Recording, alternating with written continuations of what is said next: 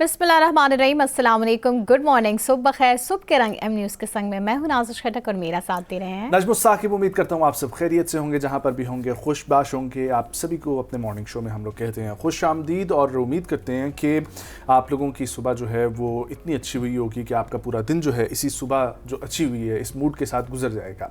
और अगर कुछ अच्छी नहीं भी हुई सुबह का नाश्ता थोड़ा सा देर से मिल गया है या ऑफिस से देरी हो गई है, तो फिर भी ज़रा आराम से गैस नहीं है, लाइट नहीं है, पानी नहीं आ रहा तो भी कोई बात नहीं। केओटिक सिचुएशन की है, सुबह ऐसी भी हो तो भी आपने पॉजिटिव एटीट्यूड के साथ रहना है, क्योंकि पॉजिटिव एटीट्यूड से डिफरेंस आता है। नाजिश की चाय आ गई है, मेरी कॉफी नहीं आई, लेकिन फिर भी जो है वो मुस्कुराते हुए हम लोग अपने शो का क्योंकि मैं चाय पीती हूँ, ये कॉफी पीते हैं, इसलिए इनकी कॉफी लेट हो गई। एग्जैक्टली जी। सबसे पहले कुरान करीम की सूरह सूरतुल फील 30वें पारे में ये सूरह है और बहुत ही खूबसूरत किस्सा। और इसमें अल्लाह ताला ने एक तो सबसे पहले हम लोग देखते हैं कि असहाबुल फील जो है वो किसको कहा जाता है, वो हाथियों के हवाले से जो है ना वो कहा गया है। सो इसकी अरबी और फिर उसका तर्जुमा मैं आप लोगों के साथ शेयर करता हूँ। बिस्मिल्लाहिर्रहमानिर्रहीम। अलम तरा कैफ़ फ़अल रब्बुका बिअस्हाबिल फील, क्या तुमने नहीं देखा कि तुम्हारे रब ने हाथी वालों के साथ क्या किया। अलम यजअल कैदहुम फ़ी तज़लील, क्या उसने उनकी चाल को नाकाम नहीं बनाया। व अरसल अलैहिम तैरन अबाबिल, और उन पर झुंड के झुंड परिंदे भेज दिए। तरमीहिम बिहिजारतिन मिन सिज्जिल, जो उन पर पकी हुई मिट्टी के कंकर फेंक रहे थे। फजअलहुम कास्फिम मअकुल, फिर उन्हें ऐसा कर दिया जैसे खाया हुआ भूसा होता है। ख़वातीनो हज़रात, सूरतुल फील का ताल्लुक़ एक मशहूर तारीख़ी वाक़े से है। ये वाक़या हज़ूर करीम नबी सल्लल्लाहु अलैहि वसल्लम की पैदाइश के साल पेश आया, जिसे आमिल फील यानी कि हाथियों का साल भी कहा जाता है। अब्रहा यमन का एक ईसाई था जिसने एक गिरजाघर बनवाया था और वो ये चाहता था कि मुसलमान जो हज करते हैं, खाना काबा का तवाफ़ करते हैं, इसको छोड़कर उस गिरजाघर का तवाफ़ करें। और जब मुसलमानों ने और मक्का वालों ने ये बात नहीं मानी, ऑल दो उस वक्त तक तो ऑब्वियसली उस तरीके से नबूवत का सिलसिला और वो था, तो उसने सिना में जो एक अजीम गिरजाघर बनाया था, जब मक्का वालों ने इनकार कर दिया तो उसने ये फ़ैसला किया कि मैं एक बड़े लश्कर के साथ खाना काबा को जो है वो तोड़ने के लिए नाउज़ुबिल्लाह वहाँ पर जाऊँगा और हमला करूँगा। और फिर जब वो हमला आवर लश्कर जो है वो पहुँचा, एक बड़ा लश्कर, तो जब मक्का के करीब पहुँचे तो अल्लाह ताला ने मदद के लिए जो है ना उन पर परिंदे भेजे जो कि अबाबील है। अब हाथी का साइज़ आप लोग देखें, और हाथी उसमें शामिल थे उसके लश्कर में, और बेशुमार हाथी थे। अब हाथी के मुकाबले में अब क्या चीज़ ला सकते हैं, लेकिन अल्लाह ताला की नुसरत देखें कि मदद के लिए एक छोटा सा परिंदा अबाबील अगर आपकी नज़र से गुजरा हो तो वो बहुत छोटा सा परिंदा होता है, और उनके मुंह में कंकर देकर अल्लाह ने जो है ना वो भेजा। और वो इतना ही छोटा था जितना वो सिर्फ वो एक कंकर एक ही उठा सकता था। एग्जैक्टली, वो 2 कंकर भी नहीं उठा सकता था। लेकिन जब वो कंकर उन्होंने वहाँ से फेंके आसमान से, और वो जिस हाथी पर जाकर लगे तो वो हाथी के जो है ना वो टुकड़े होते गए। और फिर वो जिस तरीके से कुरान ने खुद बयान किया है कि खाया हुआ भूसा, यानी कि बिल्कुल मलिया मेट किस्म का जो है ना वो मादा सा बन गया। सो इससे हमें ये सबक मिलता है कि अल्लाह ताला अपने घर की हिफाजत, एक तो सबसे पहले खाना काबा की हिफाजत अल्लाह ताला खुद फरमाते हैं, ये सबसे बड़ा सबक है। दूसरी चीज़ कि there is no super power on earth except Allah, सबसे बड़ी ताकत जो है वो अल्लाह ताला की है। और फिर गरूर और तकब्बुर का अंजाम जो है वो हमेशा बुरा ही होता है। और फिर एक और आखिरी चीज़ कि कमज़ोर नज़र आने वाली किसी भी चीज़ को जो है ना वो आप कमज़ोर समझें मत। और शरीफ, अगर वो जो कहते हैं कि इंसान अगर शराफत में है तो उसको भी सिर्फ कमज़ोर इंसान मत समझें। और इसी तरीके से अगर कोई कमज़ोर चीज़ आपके सामने है या कमज़ोर फ़र्द आपके सामने, उसको कमज़ोर ना समझें। ना जाने कब जो है वो अल्लाह उसके अंदर वो ताकत डाल दे कि वो जो है ना बिल्कुल ही काया पलट दे उस कंडीशन। बिल्कुल ऐसा ही, इसीलिए कहते हैं किसी भी इंसान को, किसी भी चीज़ को, किसी भी जानदार को हकीर नहीं समझना चाहिए। इनफैक्ट कल मैं किसी से एक चीज़ पे डिस्कशन करी थी, थोड़ी सी डिफरेंट है पर फिर भी मैं बताना चाहूँगी कि देखिए, हम मासूम होते हैं, बिल्कुल ये बात ठीक है, या फिर मासूम नहीं भी होते, लेकिन सपोज़ मैं नजम से एक बात कर रही हूँ और मैं उससे सच्ची ही बात कर रही हूँ, तो वो मुझे इन रिटर्न जो जवाब देगा, मुझे यही इसी बात पे एतबार होगा कि वो भी मेरे से सच ही बोलेगा, क्योंकि मैं यही सोचूंगी कि मैं उससे सच बोलती हूँ, वो मेरे से बिला वजह क्यों झूठ बोलेगा। काश आप जिस लेकिन अक्सर अक्सर हम लोगों के हाथों इसीलिए जो है वो बाद में बेवकूफ़ बन जाते हैं, बाद में हम रिग्रेट करते हैं कि उनको लगता है कि वो जो कर रहे हैं वो ठीक है, लेकिन हम चूंकि सच बोल रहे होते हैं तो हमें लगता है कि अगला बंदा हमसे झूठ क्यों बोलेगा। सो ये भी कभी किसी के के साथ नहीं करना चाहिए, कभी किसी की अच्छाई का, मासूमियत का नाजायज़ फ़ायदा नहीं उठाना चाहिए और हर इंसान को उसके लेवल पे ही जाके देखना चाहिए। इंसानियत सबसे बढ़कर होती है, उसके बाद दूसरी चीज़ें आती हैं। एग्जैक्टली जी। सो ये थी आज की सूरतुल फील और कोशिश करेंगे कुरान करीम पढ़ें और उससे जो है हिकमत हासिल करें। और उसका तर्जुमा पढ़ना बहुत ज़रूरी है ताकि हमें, क्योंकि जो कुरान शरीफ का तर्जुमा पढ़ता है इट्स बेसिकली जैसे हम लॉ पढ़ते हैं, कॉन्स्टिट्यूशन पढ़ते हैं, ये भी एक कोड ऑफ लाइफ कंडक्ट है कि हम अपनी ज़िंदगी किस तरह गुजारेंगे और उसमें जिस तरह हम लॉ को फॉलो करते हैं वैसे ही अगर हम कुरानी तालीमात को फॉलो करते हैं तो हमारी ज़िंदगी मज़ीद संवर जाती है। No doubt. So try to कि आप तर्जुमा पढ़ें। प्रोग्राम का बाकायदा आगाज़ करेंगे सबसे पहले सुबह की खबर से और आज सबसे पहले हमारे पास खबर ये है कि जिस चीज़ का काफ़ी देर से इंतज़ार हो रहा था वो खबर सामने आ गई। सदर मुमलिकत जनाब आसिफ अली जरदारी की ज़ेर सदारत अहम इजलास हुआ है जिसमें हुकूमत ने सूबों की मुखालफत पर मुल्क में स्मार्ट लॉकडाउन नाफिज न करने का फैसला जो है वो किया है और बहुत अरसे से गर्दिश भी कर रहा था एक नोटिफिकेशन जिसको अताउल्लाह तारड़ ने आके डिनाई भी किया था कि ये नोटिफिकेशन ऐसे ही चल रहा है, इसकी कोई हकीकत नहीं है। तो वज़ीर आज़म शहबाज शरीफ ने ऐवान सदर में सदर आसिफ अली जरदारी से अहम मुलाकात की। मुलाकात में नायब वज़ीर आज़म इसहाक डार, साबिक़ वज़ीर ख़ारजा बिलावल भुट्टो जरदारी, वज़ीर दाखिला मोहसिन नकवी और कौमी सलामती के machine lieutenant general Asim Malik भी शरीक हुए। इजलास में कौमी सलामती की मजमूई सूरत हाल पर तफसीली गौर किया गया है। खबर तीनों हज़रात, ये बहुत अरसे से जो है हम लोग ये सोच रहे थे कि जो इस वक्त की सिचुएशन बनी हुई है उसमें पेट्रोल प्राइसेस को कम कर दिया, पेट्रोल प्राइसेस को बढ़ा दिया गया, स्पीड लिमिट्स को कम कर दिया गया और इन सारी सिचुएशन के बाद ऐसा लग रहा था लोग तो पता नहीं कैसे कैसे तज्जिए करते हुए कहाँ कहाँ तक पहुँच जाती है। मैं एक तज्जिया सुन रहा हूँ, उन पे वो साहब ये बोल रहे कि ऐसा सुनने में आ रहा है हुकूमत पाकिस्तान मोटरसाइकिल्स के लिए अलग पेट्रोल पंप कर रही है, ठीक है, और गाड़ियों के लिए अलग पेट्रोल पंप कर रही है। अगर आपके पास ऐसी कोई खबर सामने आती है उसकी तस्दीक कर लें, वरना इसकी वजह से एक क्योस जो पैनिक की सिचुएशन बनती है उससे बहुत लोग परेशान होते हैं और वो सिर्फ देखा देखी, हम लोग कौम तो ऐसी हैं कि देखा देखी फॉलो करते हैं। और मुझे तो ये भी अक्सर जो है ना वो समझ नहीं आती कि अगर पेट्रोल प्राइसेस का हाइक होने वाला होता है और उससे चंद घंटों पहले जो पेट्रोल पंप्स पे रश लग जाता है, ऐसे रश लग जाता है कि जैसे दोबारा पेट्रोल मिलना ही नहीं है। वो जो एक दफ़ा की जो बचत होती है थोड़ी सी, आई गेट इट, ठीक है, बहुत सारे लोगों के लिए वो भी बहुत कीमती होता है, लेकिन मैं देखता हूँ कि लोग बड़ी बड़ी गाड़ियों के साथ वहाँ पर खड़े होते हैं। सो ऐसा नहीं करना चाहिए, थोड़ा सा जो है ना वो खुद भी सोच लेना चाहिए, थोड़ा हिम्मत और हौसले से भी काम लेना चाहिए और थोड़ा सा सिचुएशन को आई थिंक वेल मैनेज भी करना चाहिए कि आपको कैसे करना है। दूसरी चीज़ ये कि हम सभी जानते हैं कि तेल की कीमतें बढ़ रही है और इसकी वजह से आम आदमी यही सोच रहा है कि किस हद तक जा सकते हैं और हमारी जेब जो है उस पर कितना लागत आ सकता है। तो बिल्कुल तशवीश की बात है, लेकिन उसी के मुताबिक अगर हम देखें तो पाकिस्तान में तेल की कीमतों में उतना इजाफा नहीं हुआ जितना आलमी सतह पर हुआ है। तो इसका मतलब है कि हमारी गवर्नमेंट को हमारा ख्याल है। बेशक आजकल ये भी सुनने में आ रहा है कि गैस की फराहमी भी मुअत्तल हो सकती है, मुअत्तल तो नहीं कह सकते लेकिन गैस की फराहमी कम हो सकती है और उसकी वजह से भी एक बहरान का शिकार हो सकते हैं। लेकिन ऐसी सिचुएशन में हमें मेरे ख्याल से तसल्ली और साबित कदमी का दामन नहीं छोड़ना चाहिए और अपने गवर्नमेंट पे भरोसा करना चाहिए कि वो आम आदमी तक हर चीज़ की रसाई को बनाएंगे यकीनी। वेल ये तो अब बहुत आपने गहरी बात कर दी कि अपनी हुकूमत पर भरोसा करना चाहिए और आई होप कि अपनी हुकूमत पर हमारा भरोसा इसी तरीके से कायम को लेकर लोग बहुत ज़्यादा परेशान है क्योंकि गैस की लोड शेडिंग से वैसे भी देखिए घर पे चूल्हा अगर आपको पता है क्या गैस के औकात इस वक्त चल रहे हैं? मुझे पता है इस वक्त, मुझे ऐसे लगता है क्योंकि हर जगह ही हो रही है गैस की लोड शेडिंग। मैं जब पेशावर जाती हूँ तब मुझे पता चलता है। यहाँ पे जो है मैं सिलेंडर का यूज़ करती हूँ, so that's why I don't really know. सुबह तकरीबन 5 बजे से 9 बजे तक की गैस मिलती है, ठीक है, हमारे हाँ जो है ये औकात है और मेरे ख्याल सबके तरफ ही है घरेलू सार्फिन की यूजेज के लिए।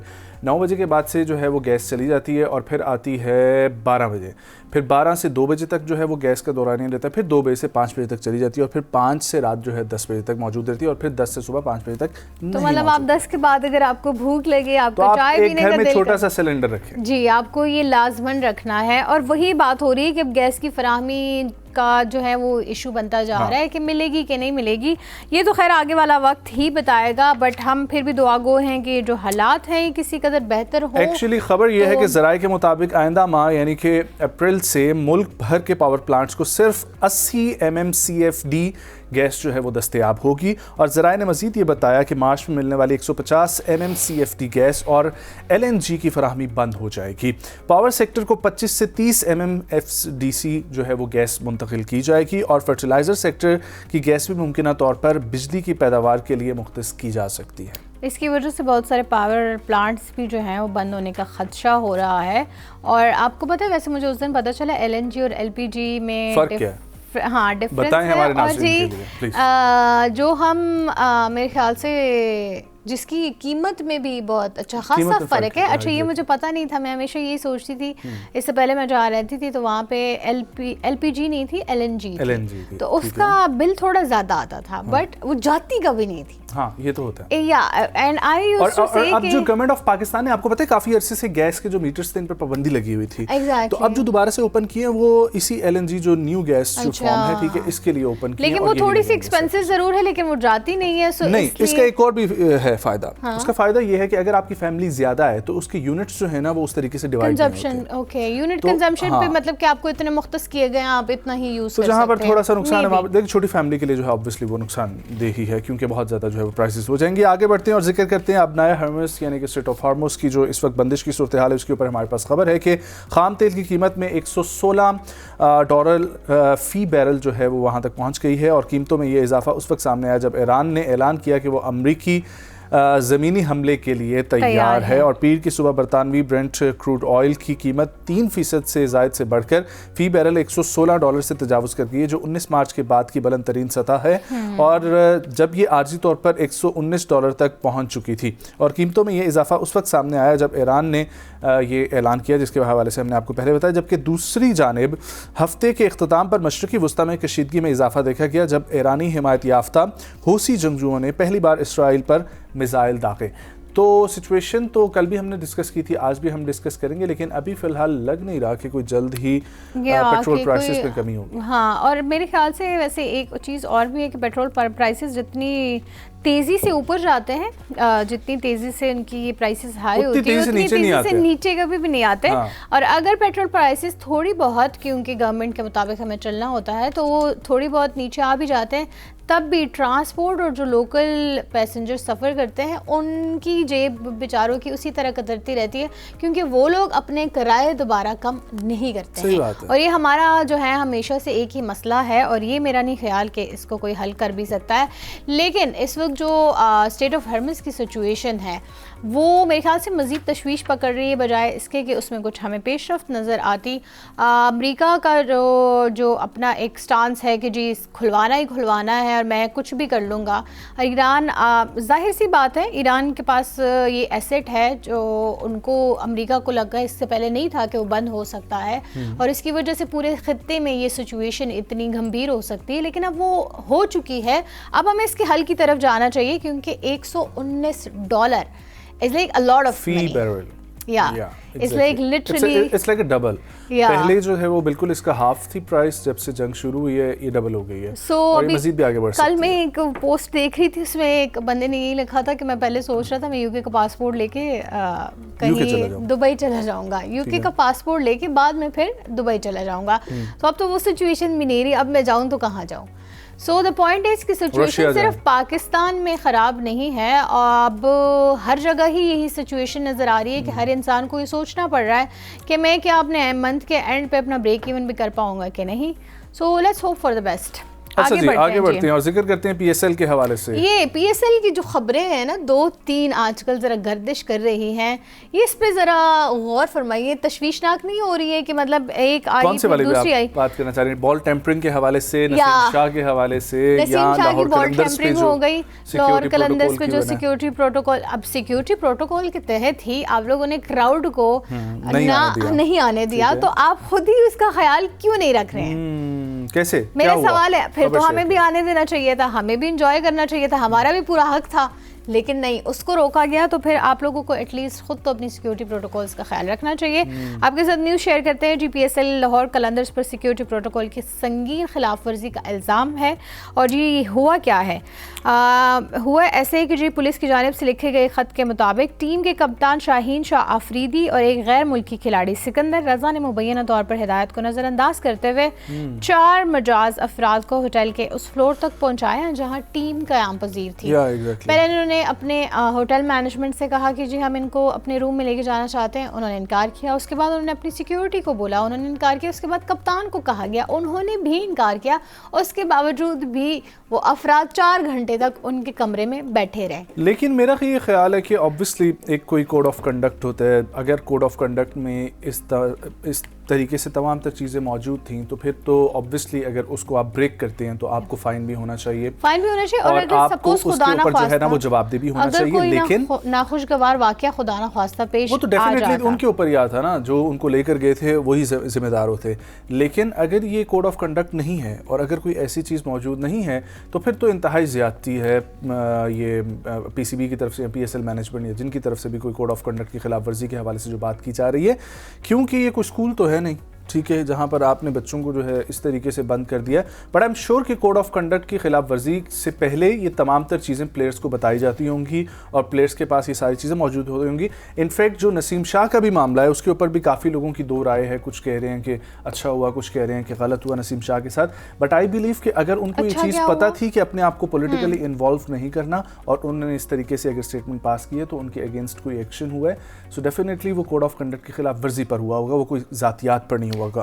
तो दोनों ही चीजें I think code of conduct की खिलाफ वर्जी पे नहीं, कोड ऑफ कंडक्ट अक्सर इस तरीके से होती है ना, कोड ऑफ कंडक्ट प्लेयर्स को बताए नहीं जाते, ठीक है, वो और बाद में पता लगता है बहुत सारी चीजों में कि ऐसा कोड ऑफ कंडक्ट था जो सामने आ गया फौरी। बट आई थिंक अगर हम किसी स्कूल में एडमिशन लेते हैं या हमें स्कूल की लॉज या रेगुलेशंस तो पता ही होती है, लेकिन बाहर वही मैं बोल रहा हूँ, इट्स नॉट अ स्कूल या but it is an organisation. इसके तहत ही आपने मुल्क के इतने अवाम को ग्राउंड्स में आने से रोका है, वो तो इस वजह से रोका कि किसी वजह से ही डिसीजन लिया गया। कोविड तो नहीं था ना कि वो कोविड से कोई एलर्जी हो जाएगी, या वो इस तरीके से तो नहीं था कि वहाँ पर सिक्योरिटी उनको इजाजत लेने की जरूरत ही नहीं थी। उन्होंने इजाजत ली पहले 2 बंदों से, क्यों थे उनको बस ऐसे ही अपने मेहमानों को ले जाना चाहिए था।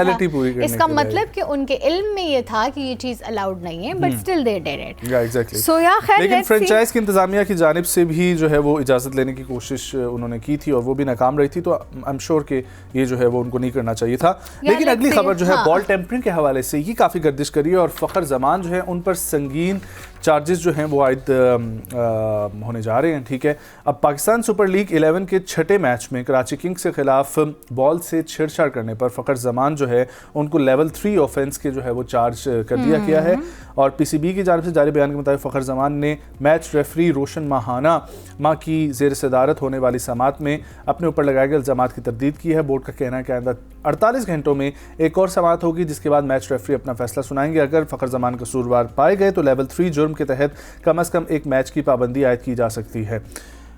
बॉल टेम्परिंग 2 करोड़ का जुर्माना लगा है, वैसे वो इन पे तो नहीं लगा। नहीं, इन पे ही लगा है, इसमें नहीं लिखा हुआ, लेकिन वैसे इन पे भी, हाँ इन पे भी लगा है और उन पे भी जी, दोनों पे 2-2 करोड़।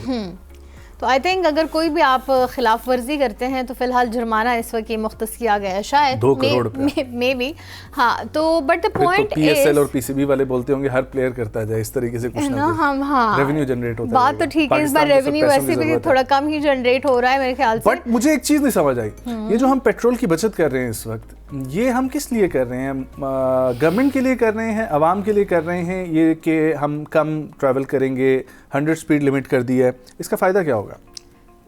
इसका मैं भी उस दिन जब मैं मोटरवे से पेशावर से इस्लामाबाद आ रही थी तब मैं भी यही सोच रही थी कि आया ये हमारे लिए है या ये फिर गवर्नमेंट के लिए है। क्योंकि तज्जिया कुछ इस किस्म का है कि मेरा भी चलान हुआ 114 की स्पीड पे, और वो जो चलान हुआ उसमें मुझे ये बताया गया 140 पे तो आपको वैसे भी 114 पे मेरा चलान हुआ और कहा गया कि 100 स्पीड लिमिट है, 111 तक एग्जेम्पशन है, उसके ऊपर जो है वो आप पे चालान चार्जेस जो है वो आयद होंगे और 140 से अबव तो FIR भी है। लेकिन जब मैंने गाड़ी रोकी और मैंने चालान भरा तो वो 2500 रुपये का चालान था और मेरे जहन में ये ख्याल आया कि ये कौम की बचत के लिए तो बिल्कुल भी नहीं है, क्योंकि कौम की बचत के लिहाज से अगर मैं 120-125 की स्पीड पर ट्रैवल कर रहा होता तो उसके मुताबिक मेरा पेट्रोल 5 लीटर ज़्यादा से ज़्यादा लग जाना था, जिसकी प्राइस बनती है ऑलमोस्ट 1500 रुपया। चलान मुझे 2500 रुपये का हुआ है, तो किफ़ायतशारी ये कहाँ से हुई मुझे ये नहीं समझ। बात तो आपकी बिल्कुल ठीक है, रेशियो तो कम से कम इक्वल रखना चाहिए था चलान और पेट्रोल का, बट आई थिंक या फिर ये किफ़ायतशारी हुकूमत के लिए हो गई कि उनको रेवेन्यू जनरेट हो गया, हो सकता है। आगे बढ़ते हैं। खाम तेल की बात जो है वो आलमी मार्केट में सोने और चांदी की कीमतों में भी इजाफा हो रहा है। जिन्होंने सोना बेचना है उनके लिए अच्छी खबर है, जिन्होंने सोना और चांदी खरीदनी है उनके लिए बुरी खबर है। आलमी मीडिया के मुताबिक जो है सोने की कीमत $35 इजाफे के साथ $4,533 फी ऑनस हो गई है, जबकि चांदी $0.9 इजाफे के साथ $70 फी ऑनस पर ट्रेड हो रही है। याद रहे कि हफ्ते को आलमी मकामी गोल्ड मार्केट्स में सोने की कीमत में 2 रोज़ा कमी के बाद फिर इजाफा देखने में आया था। पाकिस्तान में फी तोला सोना जो है वो 4800 रुपये महंगा होकर 4,72,062 रुपये का जो है वो हो गया है। 4,72,060 रुपए, 5.25 लाख तक गया था। हाँ 5 से तो ऊपर गया ही था, 5.25 लाख तक मैं देख रहा था साथ साथ। प्रॉपर मेरी नजर थी सोने के ऊपर।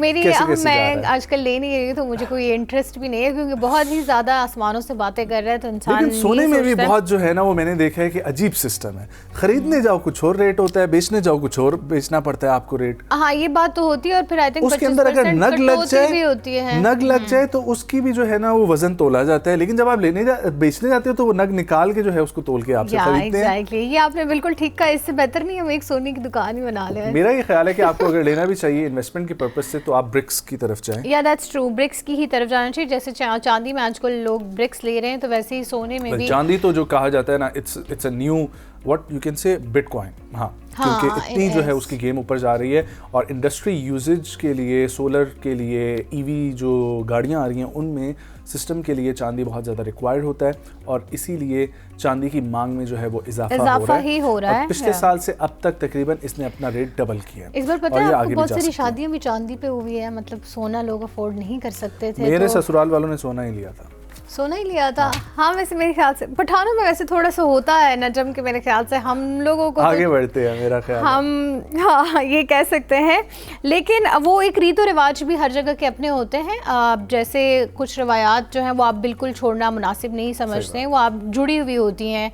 और ये भी एक तासुर है कि खातून का जेवर जो है ना वो उसका एसेट होता है। खुदा ना ख्वास्ता, खुदा ना ख्वास्ता, खुदा ना ख्वास्ता उनके शौहर नहीं रहते या कोई ऐसी जो है आफत आ जाती है कुछ भी, तो वो ऐसी चीज़ है जो अपने बच्चों के लिए यूज़ कर सकती है, उनको पढ़ा लिखा सकती है, उसके बाद उनकी शादियाँ कराई जा सकती है। सो जिस टाइम भी हो एटलीस्ट उस टाइम पे अफोर्ड करके अगर आप अपने लिए एसेट बना लें तो आपकी आगे की ज़िंदगी में आपके काम आ सकती है। नो डाउट, बिल्कुल जी। आगे बढ़ते हैं और जिक्र करते हैं अदाकार हमजा अली अब्बासी की बहन जो हैं उनके हवाले से जो खबरें पिछले 2-3 दिन से गर्दिश कर रही थी, वो खबरें क्या हैं आपको ये बताते चलें कि मारूफ डर्माटोलॉजिस्ट हमजा अली अब्बासी की सिस्टर डॉक्टर फजीला अब्बासी जो हैं उन पर ये इल्ज़ाम है कि वो मनी लॉन्ड्रिंग करती हैं। ताहम इस वक्त वो मुबैना मनी लॉन्ड्रिंग के 2 मुख्तलिफ केसेस में तहकीकात की जद में है, जबकि इस्लामाबाद की सेशन अदालत ने उनकी अबूरी ज़मानत भी मनसूख कर दी थी। डॉक्टर फजीला अब्बासी के खिलाफ FIA 2 मुकदमात में तहकीकात कर रही है, जिनमें एक उनके बैंक अकाउंट्स में गैर मामूली ट्रांजेक्शंस के सामने आने के हवाले से है, और इसी हवाले से मुख्तलिफ यूट्यूबर्स और व्लॉगर्स जो हैं वो इस वक्त एक्टिव हैं और वो मज़ीद डिटेल्स जो है ना वो सामने ला रहे हैं। एक यूट्यूबर जो हैं उनके मुताबिक डॉक्टर फजीला अब्बासी के 22 बैंक अकाउंट्स के ज़रिए तकरीबन 25 अरब 22 बैंक अकाउंट्स 22 बैंक अकाउंट्स के जरिए 25 अरब रुपए की ट्रांजैक्शन की गई है। मैंने वो वीडियो देखी है जिसमें यूट्यूबर बोल रहा है 25 अरब या 25 अरब का उन पे है, और उसके बाद से उनकी तरफ से कोई स्टेटमेंट भी नहीं आ रही है, वो कुछ बोल भी नहीं रही है, और उनके भाई ने इस चीज़ से बिल्कुल कतई ताल्लुक़ का इजहार किया है कि जी मुझे इसके बारे में कुछ नहीं पता। ऑल तो उसमें से एक ऐसा जॉइंट अकाउंट्स भी है जो इनकी वालदा हमजा अली अब्बासी और फजीला अब्बासी तीनों के इस्तेमाल में है। मेरा ख्याल है कि अभी कुछ भी जो है ना वो कहना कबल इस वक्त होगा। That's true, that's very true, but at least उनको क्लियरेंस देनी चाहिए, कुछ ना कुछ क्लेरिफिकेशन तो देनी चाहिए, क्योंकि देखिए वो एक पब्लिक फिगर है, और जब पब्लिक फिगर आप होते हैं तो आवाम की बहुत सारी आपके साथ उम्मीदें भी वाबस्ता होती हैं, और जब ऐसा कोई केस सामने आता है तो हर इंसान चाहता है, हर फैन चाहता है कि उनका जो पब्लिक फिगर है वो एटलीस्ट क्लेरिफाई करे और अपनी बात आगे रखें, ताकि ये जो वैसे do you like chocolates? I do. Okay so अब अगली खबर पे जाने लगे। हाँ अगली खबर हाँ ये खबर सुन के देख के तो मैं भी थोड़ी सी हुई थी कि Y man why. Exactly. So Europe में एक कंपनी है, आपको पता ही होगा, पाकिस्तान में भी अवेलेबल है उसकी चॉकलेट किटकैट। सो किटकैट की लाखों जो है ना वो मालियत की चॉकलेट्स जो थी, जिसमें तकरीबन कहा जा रहा है 12 टन चॉकलेट्स जो है उनसे भरा हुआ ट्रक जो है वो चोरी कर लिया गया। या 4 लाख से ज़ायद की चॉकलेट्स थी क्योंकि छोटे वाले बार्स थे। सो अब तक ये स्विट्ज़रलैंड की कंपनी नेस्ले की मलकियत किटकैट की तकरीबन जो है वो 4,13,000 से ज़ायद चॉकलेट्स जो है उनको मुंतकिल किया जा रहा था और रास्ते में नामालूम अफराद ने अभी तक जो कहा जा रहा है सामान समेत जो है ना वो ट्रक ले उड़े हैं। ऐसा वैसे ख़बरों में जो है वो आजकल इजाफा हो रहा है कि पूरे ट्रक्स, हाँ, लेकिन उनकी जो रिसर्च है उसके मुताबिक वो कह रहे हैं, तहकीकात के मुताबिक, कि ऐसे वारदातों में आजकल ज़्यादा इजाफा हो रहा है जिसमें पूरे ट्रक्स जो हैं वो चोरी किए जा रहे हैं। Exactly. तो मेरे ख्याल से उनको शायद चॉकलेट्स की ज़रूरत नहीं होगी, बट उन्होंने कहा होगा एक और से ही। अच्छा, आगे बढ़ते हैं और जिक्र करते हैं। मैं इस पर अपनी राय नहीं देना चाह रहा था और अभी भी नहीं दूंगा, सिर्फ आपके साथ खबर शेयर करूंगा क्योंकि मेरी राय इससे बिल्कुल बरक्स है। सियालकोट से हमारे पास खबर यह है कि सियालकोट की बारात ने सोशल मीडिया पर एक तहलका मचाया हुआ है। ये वीडियोस मैंने भी देखी। मराखीवाल के इलाके में एक शादी की तकरीब में उस वक्त सोशल मीडिया पे वायरल होगी जब वहाँ पर ऑस्ट्रेलियन डॉलर्स और पाकिस्तानी करेंसी की बारिश कर दी गई। तफसीलात के मुताबिक ज़हूर इलाही अवान के बेटे कमर अब्बास की बारात जो है वो जब एक मकामी मैरिज हॉल पर पहुंची तो वहाँ पर बहुत सारे बच्चे इकट्ठे हो गए। उनको पता था कि बाहर की पार्टी है, इन्होंने पैसे फेंकने हैं और फिर उन्होंने छतों पे चढ़ के बोरियों से निकाल के हवा में उड़ा के सड़क पे जिस तरीके से नोटों की बारिश की और उसके बाद से जो आलम था वहाँ पर देखने वाला, तो वो काफ़ी ऑस्ट्रेलियन करेंसी और पाकिस्तानी करेंसी दोनों शामिल है। आपने कहा आप अपने रिजर्व रखना चाहते हैं कमेंट्स, मैं ज़रूर कमेंट करना चाहूँगी, ऐसी चीज़ों से हमें इज्तनाब करना चाहिए। मेरा ख़ुद का ये पर्सनल ओपिनियन है कि आपको इज्तनाब करना चाहिए। मुझे ऐसी चीज़ें नहीं पसंद, ना सिर्फ मुझे नहीं पसंद तो कहना जायज़ नहीं होगा, ये चीज़ें होनी भी नहीं चाहिए क्योंकि हमारे मुआशरे की अक्कासी नहीं करती है। हम जो कहते हैं कि जी महंगाई इतनी ज़्यादा हो गई है, गुर्बत इतनी ज़्यादा हो गई है, हमें गरीबों का ख्याल रखना चाहिए, हमें मिस्कीनों को उनका हक़ दिलवाना चाहिए और गरीब और मिस्कीन तक हमें वो चीज़ें पहुँचानी चाहिए जो उनकी इस्तात से शायद बाहर हैं। तो जब हम ऐसी चीज़ें करते हैं, पैसा पहुँचा रहे हैं ना, तो नहीं, ये उसका सही आई थिंक डिस्ट्रीब्यूशन नहीं है और सही इस्तेमाल नहीं है। अगर आपको अल्लाह ने दिया है तो आप उसका अच्छा इस्तेमाल भी कर सकते हैं। आज से 6-7 साल पहले एक शादी मैंने अटेंड की थी गुजर खान की। उन लोगों के यहाँ भी लंदन से बाहर से लोग आए थे, पाउंड्स की शक्ल में उन्होंने पैसे उड़ाए थे और वो पैसे उन्होंने कुछ तो मैरिज हॉल के बाहर उड़ाए, वो देखा गया। लेकिन जब बारात वापस जा रही थी और उन लोगों ने रोड्स पर जो है ना वो पैसे फेंके, बच्चा लेने के लिए पैसा आ गया और वो गाड़ी से हिट हुआ बच्चा, ठीक है। उसके बाद वो बच्चा बच गया, हॉस्पिटल पहुंचा, लेकिन आप सोचें उस बच्चे की जान भी जा सकती थी क्योंकि आप एक आम जीटी रोड सड़क पर जो है वो चलते हुए नोटों की बारिश कर रहे हैं। अब वो बच्चा, उसको क्या ये पता है कि उसने आगे जाना है नहीं जाना, वो तो पैसा उड़ता हुआ देख रहा है, वो तो कोशिश करेगा कि उसके हाथ में वो चीज़ आ जाए। और इसी दौरान में वाकई में बहुत सारे बच्चे ज़ख्मी भी हो जाते हैं, जो गहमा गहमी हो जाती है, हुजूम सा बन जाता है, लोगों को समझ नहीं आती, वो पैसों पे लपक रहे होते हैं और इसमें कोई ना कोई बीच में आ जाता है। हवाई फायरिंग की वजह से भी, बल्कि कुछ दिनों पहले का एक वाकया भी है कि एक ब्राइड ने जो है वो हवाई फायरिंग की है और पुलिस ने उनको गिरफ्तार कर लिया। तो ऐसी चीज़ें जो है ना उनको वाकई में इंकरेजमेंट नहीं मिलनी चाहिए हरगिज़ के आप फायरिंग करें अपनी शादी पे, आप पैसे फेंकें, आप फजूल खर्ची इस तरीके से करें। ये बेजा हाँ फजूल खर्ची और इसका मना भी किया गया और आपको चाहिए कि आप उसका बेहतर इस्तेमाल करें। आप कुछ लोगों की दुआएं ले लेते हैं, आप उसके बाद अच्छा वलीमा खिला देते हैं, आप 2 वलीमे खिला देते हैं, एक अपने जानने वालों के लिए, एक आप गरीबों के लिए खिला, कम से कम दुआएं मिलती, नसीब अच्छे होने की दुआएं मिलती, आगे का मुस्तकबिल संवरने की दुआएं मिलती, आगे की अगली दुनिया अगले जहान संवरने की दुआएं मिलती। तो आई थिंक वो आपको एक ज़्यादा अच्छी दौलत की शक्ल में आती, ना कि आप ये करके अपना नाम बना रहे हैं। एग्जैक्टली। आगे बढ़े।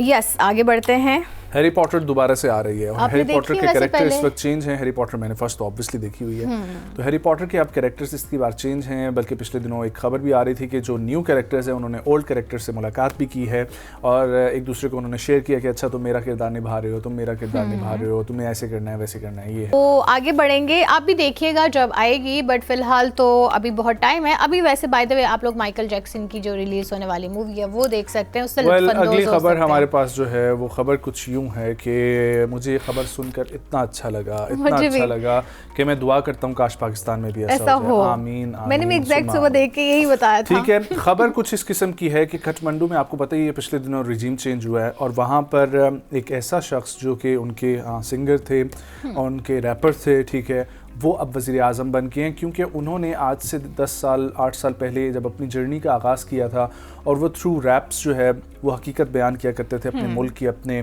मुल्क के हुक्मरानों की। आपको सभी को मालूम ही है कि जब रिजीम चेंज हुआ, हमने खटमंडू में देखा कि कैसे लोगों के घरों से सोना निकल रहा है, वहाँ पर जो हुक्मरान हैं वो जिस तरीके से मौजूद हैं। सो आप लोगों की टीवी स्क्रीन के ऊपर जो इस वक्त शख्स आपको नज़र आ रहे हैं ये माइक लेकर और ये जो ब्लैक कलर के कपड़ों में, ये अब खटमंडू के नए वज़ीर आज़म हैं। और दुनिया की सियासी तारीख में एक ऐसा दिलचस्प और मुनफरद वाक़या ये पेश आया जहाँ पर इन्होंने अपने गाने के फ़न के साथ साथ अपने आप को जब सियासत में उतारा और इनका साथ दिया जेनजीज़ ने, इनका साथ दिया यंगस्टर्स ने, नॉट इवन यंगस्टर्स, तमाम तर नेपाल के जो लोग थे उन्होंने इनको अपना वोट दिया और अब ये वज़ीर आज़म बने हैं और उन्होंने अपने ओहदे का हल्फ हालिया उठाया है। नेपाल में ये नौजवान रैपर हैं और बालिंद्रा शाह इनका नाम है और इन्होंने शानदार इंतखाबी कामयाबी के बाद बतौर वज़ीर आज़म का जब हल्फ उठाया तो 35 साल के यंगेस्ट वज़ीर आज़म बन चुके हैं नेपाल के।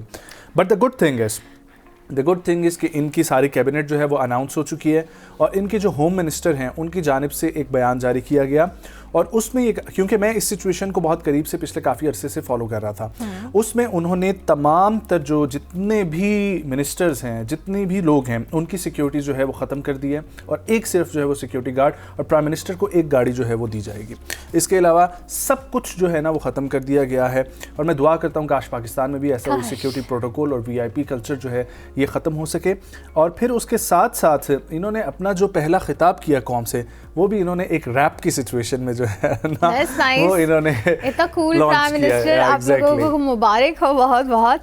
और यहीं पे हमारा फर्स्ट सेगमेंट इख्तिताम को पहुंचता है। अब से छोटी सी ब्रेक लेना चाहेंगे, वापस आएंगे, कहीं जाइएगा मत, हमारे साथ थे।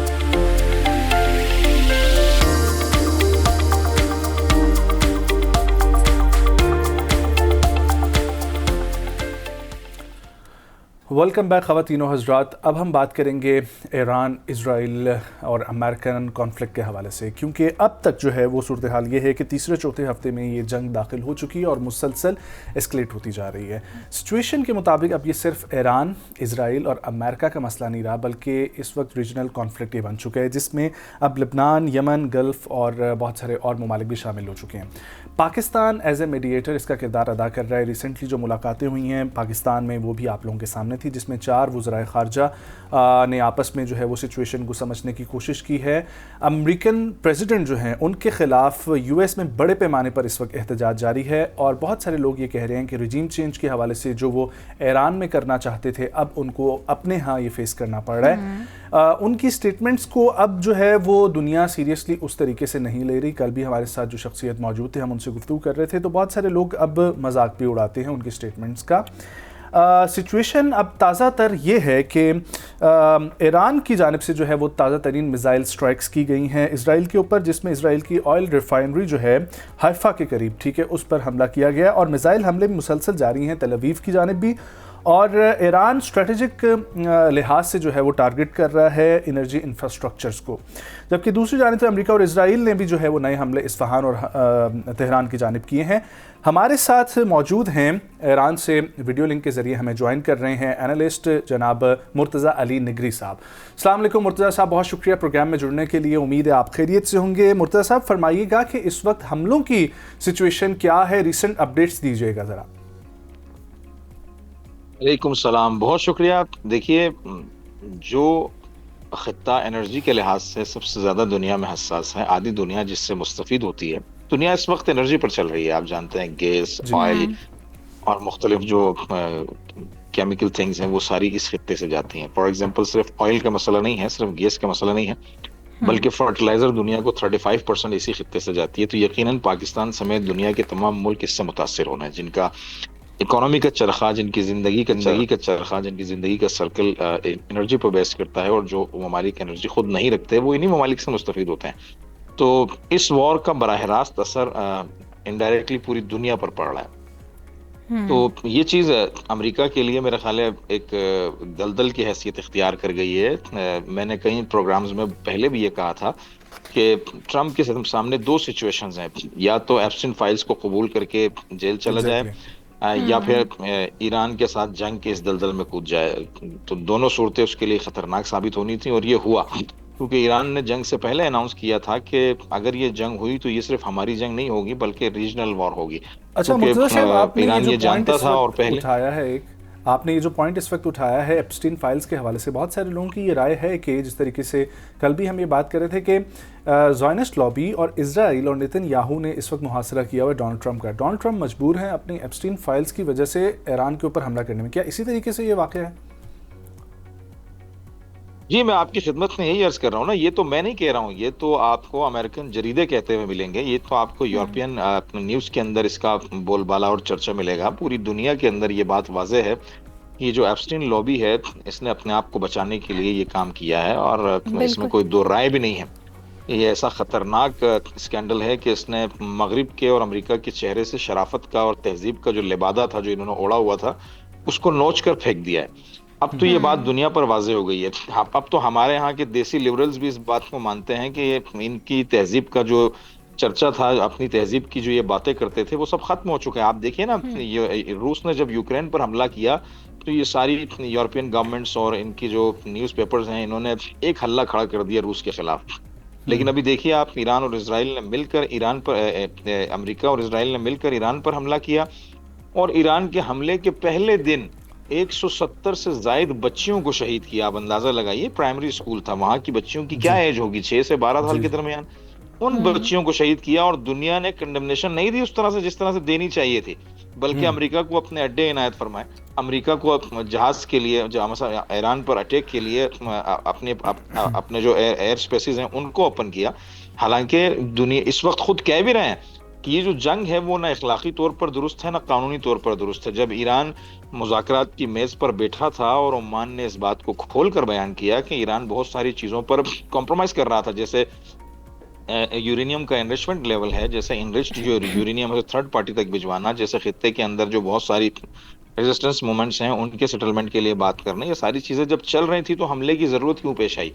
तो इसके पीछे एक तो एप्स्टाइन फाइल्स की कहानी है, और दूसरा आप ट्रम्प की जवानी की मैं एक वीडियो देख रहा था, जिसमें तकरीबन कोई 15-18 साल पहले की वीडियो, जिसमें वो कह रहा था कि मुझे ईरान के ऑयल को लेना है, अगर हम ईरान के ऑयल को ले लें तो ये सारे मामला सेट हो जाएंगे। तो दूसरा नुक्ता नज़र ये है कि ये बनिया जो है वो अपने मामलात के लिए किसी भी मुल्क को हड़प सकता है, और उसकी जिंदा मिसाल आपने देखी वेनेजुएला है, उसकी जिंदा मिसाल आपने देखी क्यूबा के अंदर बदतरीन मुहासरा चल रहा है। तो ईरान का मामला भी ऐसा ही है। ईरान इस वक्त क्या सिचुएशन है लिबनान की जानिब से, और हौसी जंगजू जो है वो किस महाज पर लड़ रहे हैं, ईरान के साथ किस तरीके से मौजूद हैं? क्योंकि अब तो ये रीजनल कॉन्फ्लिक्ट बन चुका है, और इसमें आपने जो जिक्र किया जिन ममालिक के हवाले से जिन्होंने अपने अमरीकी जो है वो अड्डे भी खोले और वहाँ पर भी सिचुएशन हुई, तो इस वक्त आपको क्या लगता है कि ख़ास तौर पर ये जो पाकिस्तान में मीडिएशन चल रही है इसका कोई रिजल्ट निकलेगा? देखिए, पाकिस्तानी मीडिएशन में अक्सर प्लेटफॉर्म्स पर ये कह चुका हूँ कि बहुत ऐसा इक़दाम है, मीडिएशन के अलावा दुनिया में कोई भी वॉर रुकी नहीं है, चाहे वो वर्ल्ड वॉर 1 हो या 2 हो, मीडिएशन और जो है वो टॉक्स के जरिए ही इनका इख्तिताम हुआ है। लेकिन सवाल ये है कि ये मीडिएशन कारगर तब साबित होगी जब कोई ऐसा फरीक इसमें शामिल हो जो इन तमाम मामलात को गारंटी कर सके कि दोबारा ये अमल दोहराया नहीं जाएगा, वरना JCPOA से लेकर आज तक यानी तो इसकी 3 इस चीज मरतबा की ईरान हैसियत की किसके पीठ में पास है? खुला खंजर घोंपा गया। आपको लगता है किसी के पास देखिए ना, हैसियत है कि वो इसमें अमेरिका दुनिया से को सिक्योरिटी ले सके? सर क्यों नहीं है? अमेरिका कोई दुनिया का कोई अजूबा मुल्क तो नहीं है, बिलाखिर सही उसने कह भी रहे हैं दुनिया के साथ कारोबार करना होता है, उसने भी दुनिया के साथ चलना होता है। दुनिया की पावर्स उतरे हैं इस वक्त, चाइना इससे हिट हो रहा है, वो उतरे, रशिया उतरे, जो यूरोपियन कंट्रीज हैं मुनाफिकत का जो लिबादा उड़ी हुई है दुनिया के अंदर, जो कॉलोनियल तारीख रखती हैं, वो उतरे हैं, इस मामले को इंडोर्स करें, क्योंकि वो सब हिट हो रही हैं। आपने देखा $115 से $116 के ऊपर ऑयल चले गया, और मैं आज कल खबर पढ़ रहा था यूके के अंदर जो है वो दवाइयों की शॉर्टेज पैदा हो गई है। इसके अलावा आप देखें दुनिया से, मैं एक जर्मन जो इकोनॉमिस्ट हैं हागलर, उनका एक बयान पढ़ रहा था, उन्होंने कहा कि अब तक दुनिया की मार्केट से $12 ट्रिलियन जो हैं वो रिमूव हो चुके हैं, खत्म हो चुके हैं। तो बराह रास्त 1970 का जो क्राइसिस था उससे बड़ा क्राइसिस दुनिया में पैदा होने जा रहा है। तो अब दुनिया की तमाम ताकतों को उतरना पड़ेगा और ये समझना पड़ेगा कि अमेरिका की इस बदमाशी का इलाज जो है वो पूरी दुनिया मिलकर करेगी। क्योंकि आपने देखा ट्रम्प का जो गुरूर है वो किसी तौर कम नहीं हो रहा है, और इस गुरूर का नतीजा आपने देखा कि जब जेलेंस्की जो कि इनके कहने पर अपना वेपन जो है उसने डिस्ट्रॉय किया और उसके बाद जंग में उतरा रशिया के साथ, कई इलाके जो है वो यूक्रेन के उसको देने पड़ गए बेचारे को। उसके अलावा बेचारा तो नहीं है, वो भी इन्हीं की खबासत के अंदर शरीक आदमी है।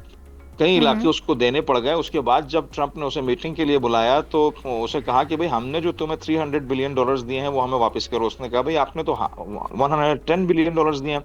उसने कहा नहीं, 300 दिए हैं, हमसे बहस नहीं करो, हमें वापस करो। अगर नहीं करने हैं काम ये करो कि आपके पास 4,000 यानी $4 ट्रिलियन के जो रिजर्व्स हैं उनमें से तकरीबन $2 ट्रिलियन के जो रिजर्व हैं वो आप हमें दो, ताकि हम अपना कर्जा वहां से निकाल सकें।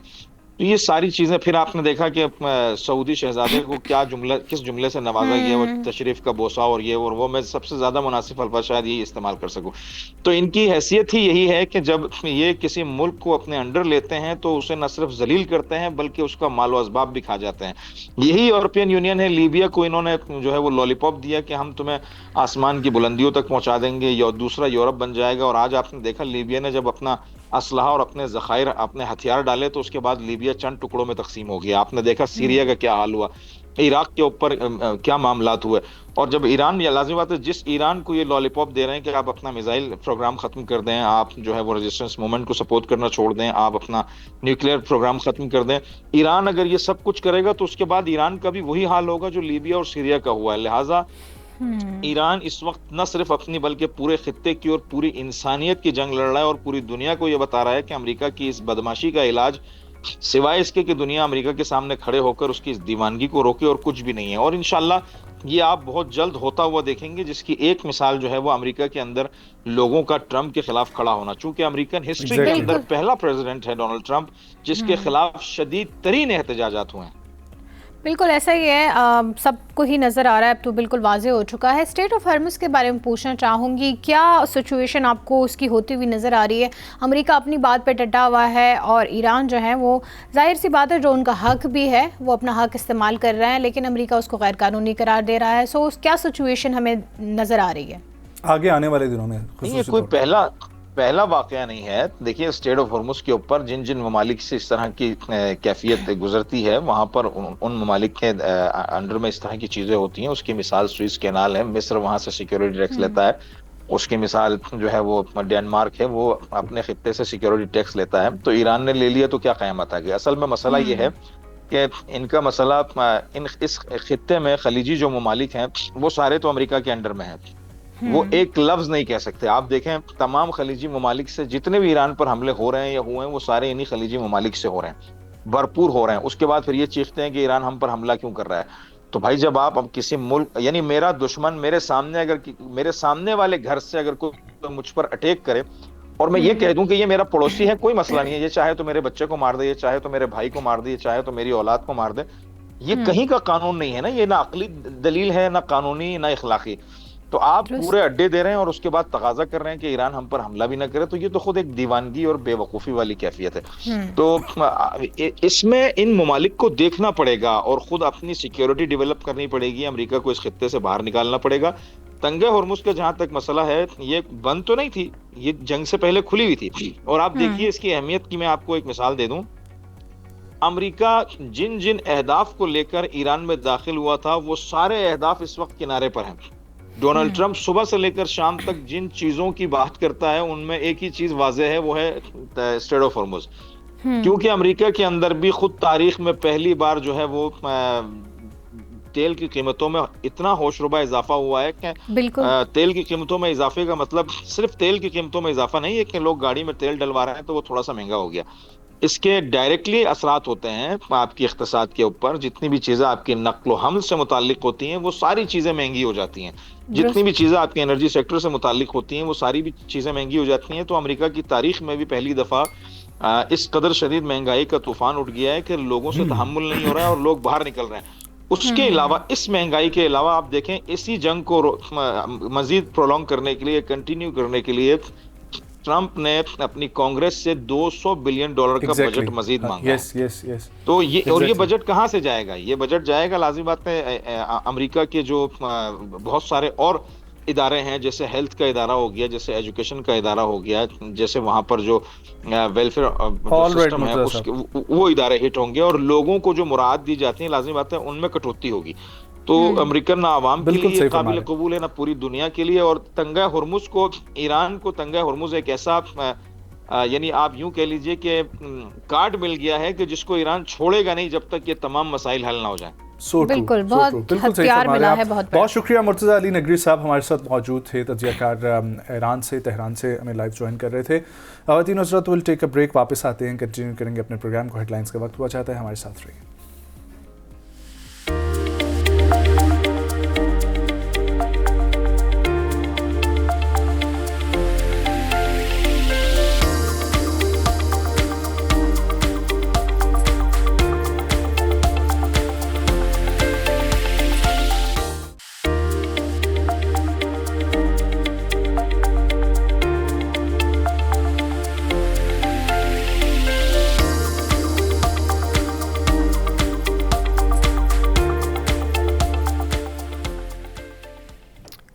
वेलकम बैक नाज़रीन, और अब हम बात करेंगे प्राइम मिनिस्टर्स यूथ प्रोग्राम के बारे में। आप लोगों ने भी सुन रखा होगा, बट इस प्रोग्राम के तहत क्या होता है, मैं जो सबसे चीज़ जो मुझे एक पसंद है कि बहुत सारे घरों के चूल्हे जलना इस प्रोग्राम के तहत शुरू हुए हैं।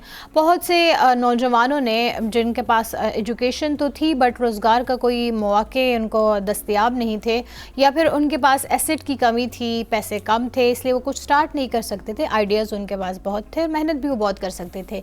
सो इस प्रोग्राम के तहत उन घरों को जो है, उन नौजवानों को पैसे दिए गए, आसान उस पर अदायगी पर कर्जे दिए गए, और उस कर्जे की मद से उन्होंने अपने बिजनेस स्टार्ट किए।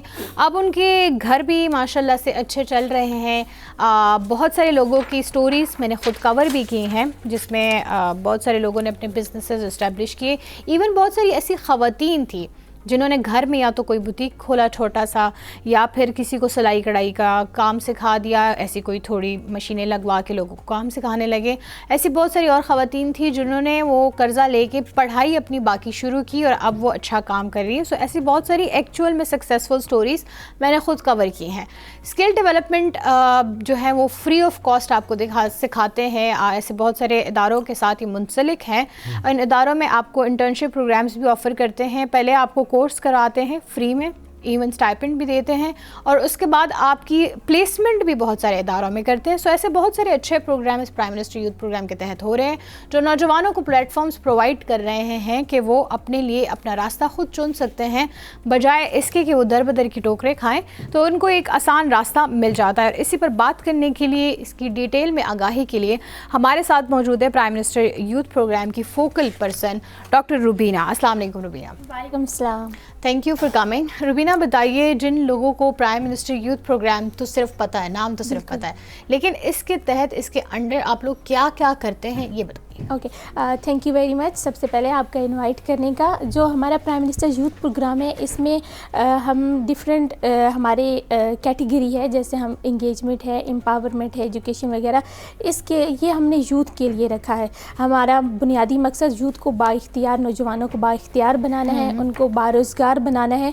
और आपको पता है जो आजकल हमारी माशी सूरत हाल है, तो हम चाहते हैं कि हमारे यूथ जो है, हमारे नौजवान माशी तौर पर मजबूत हों, और हम उनको उनकी सलाहियतों को बरोकार लाते हुए हम अपने उनको मुल्क की तरक्की में एक अहम किरदार अदा करने की दे सकें, राह फराम कर सकें। बिल्कुल ऐसे है। सो डॉक्टर साहिबा, ये बताइएगा कि इस वक्त आप किस सेक्टर को देख रही हैं इस प्रोग्राम के? मेरा सेक्टर है यूथ इंगेजमेंट। तो डिफरेंट उसमें मेरा काम यूथ को इंगेज करना है डिफरेंट तरीक़ों से। जैसे यूथ अगर कोई किसी ने इनोवेटिव काम किया है, कोई उनकी स्किल्स हैं जो आगे वो आना चाहते हैं, अपनी नेशनल और इंटरनेशनल इंटरनेशनल रिकग्निशन चाहते हैं तो उनको वो करवाना, और इसके अलावा ज़्यादा से ज़्यादा यूथ के साथ इंगेज होकर उनकी प्रॉब्लम्स को सुनना, उनकी प्रॉब्लम्स को प्राइम मिनिस्टर और हमारे जो चेयरमैन साहब हैं उन तक पहुँचाना। ठीक है, और फिर उसके बाद क्या सिस्टम बनता है, उसके बाद कोई पॉलिसी बनती है, क्या होता है? बिल्कुल ऐसा ही है। फिर उसके बाद जो है, अगर जैसे मैं आपको बताऊं, अभी हाल ही में कुछ नौजवानों ने मुझसे कांटेक्ट किया, उन्होंने एक ऐप बनाया है जो पंजाब के लिए ई बसेस के लिए बनाया है।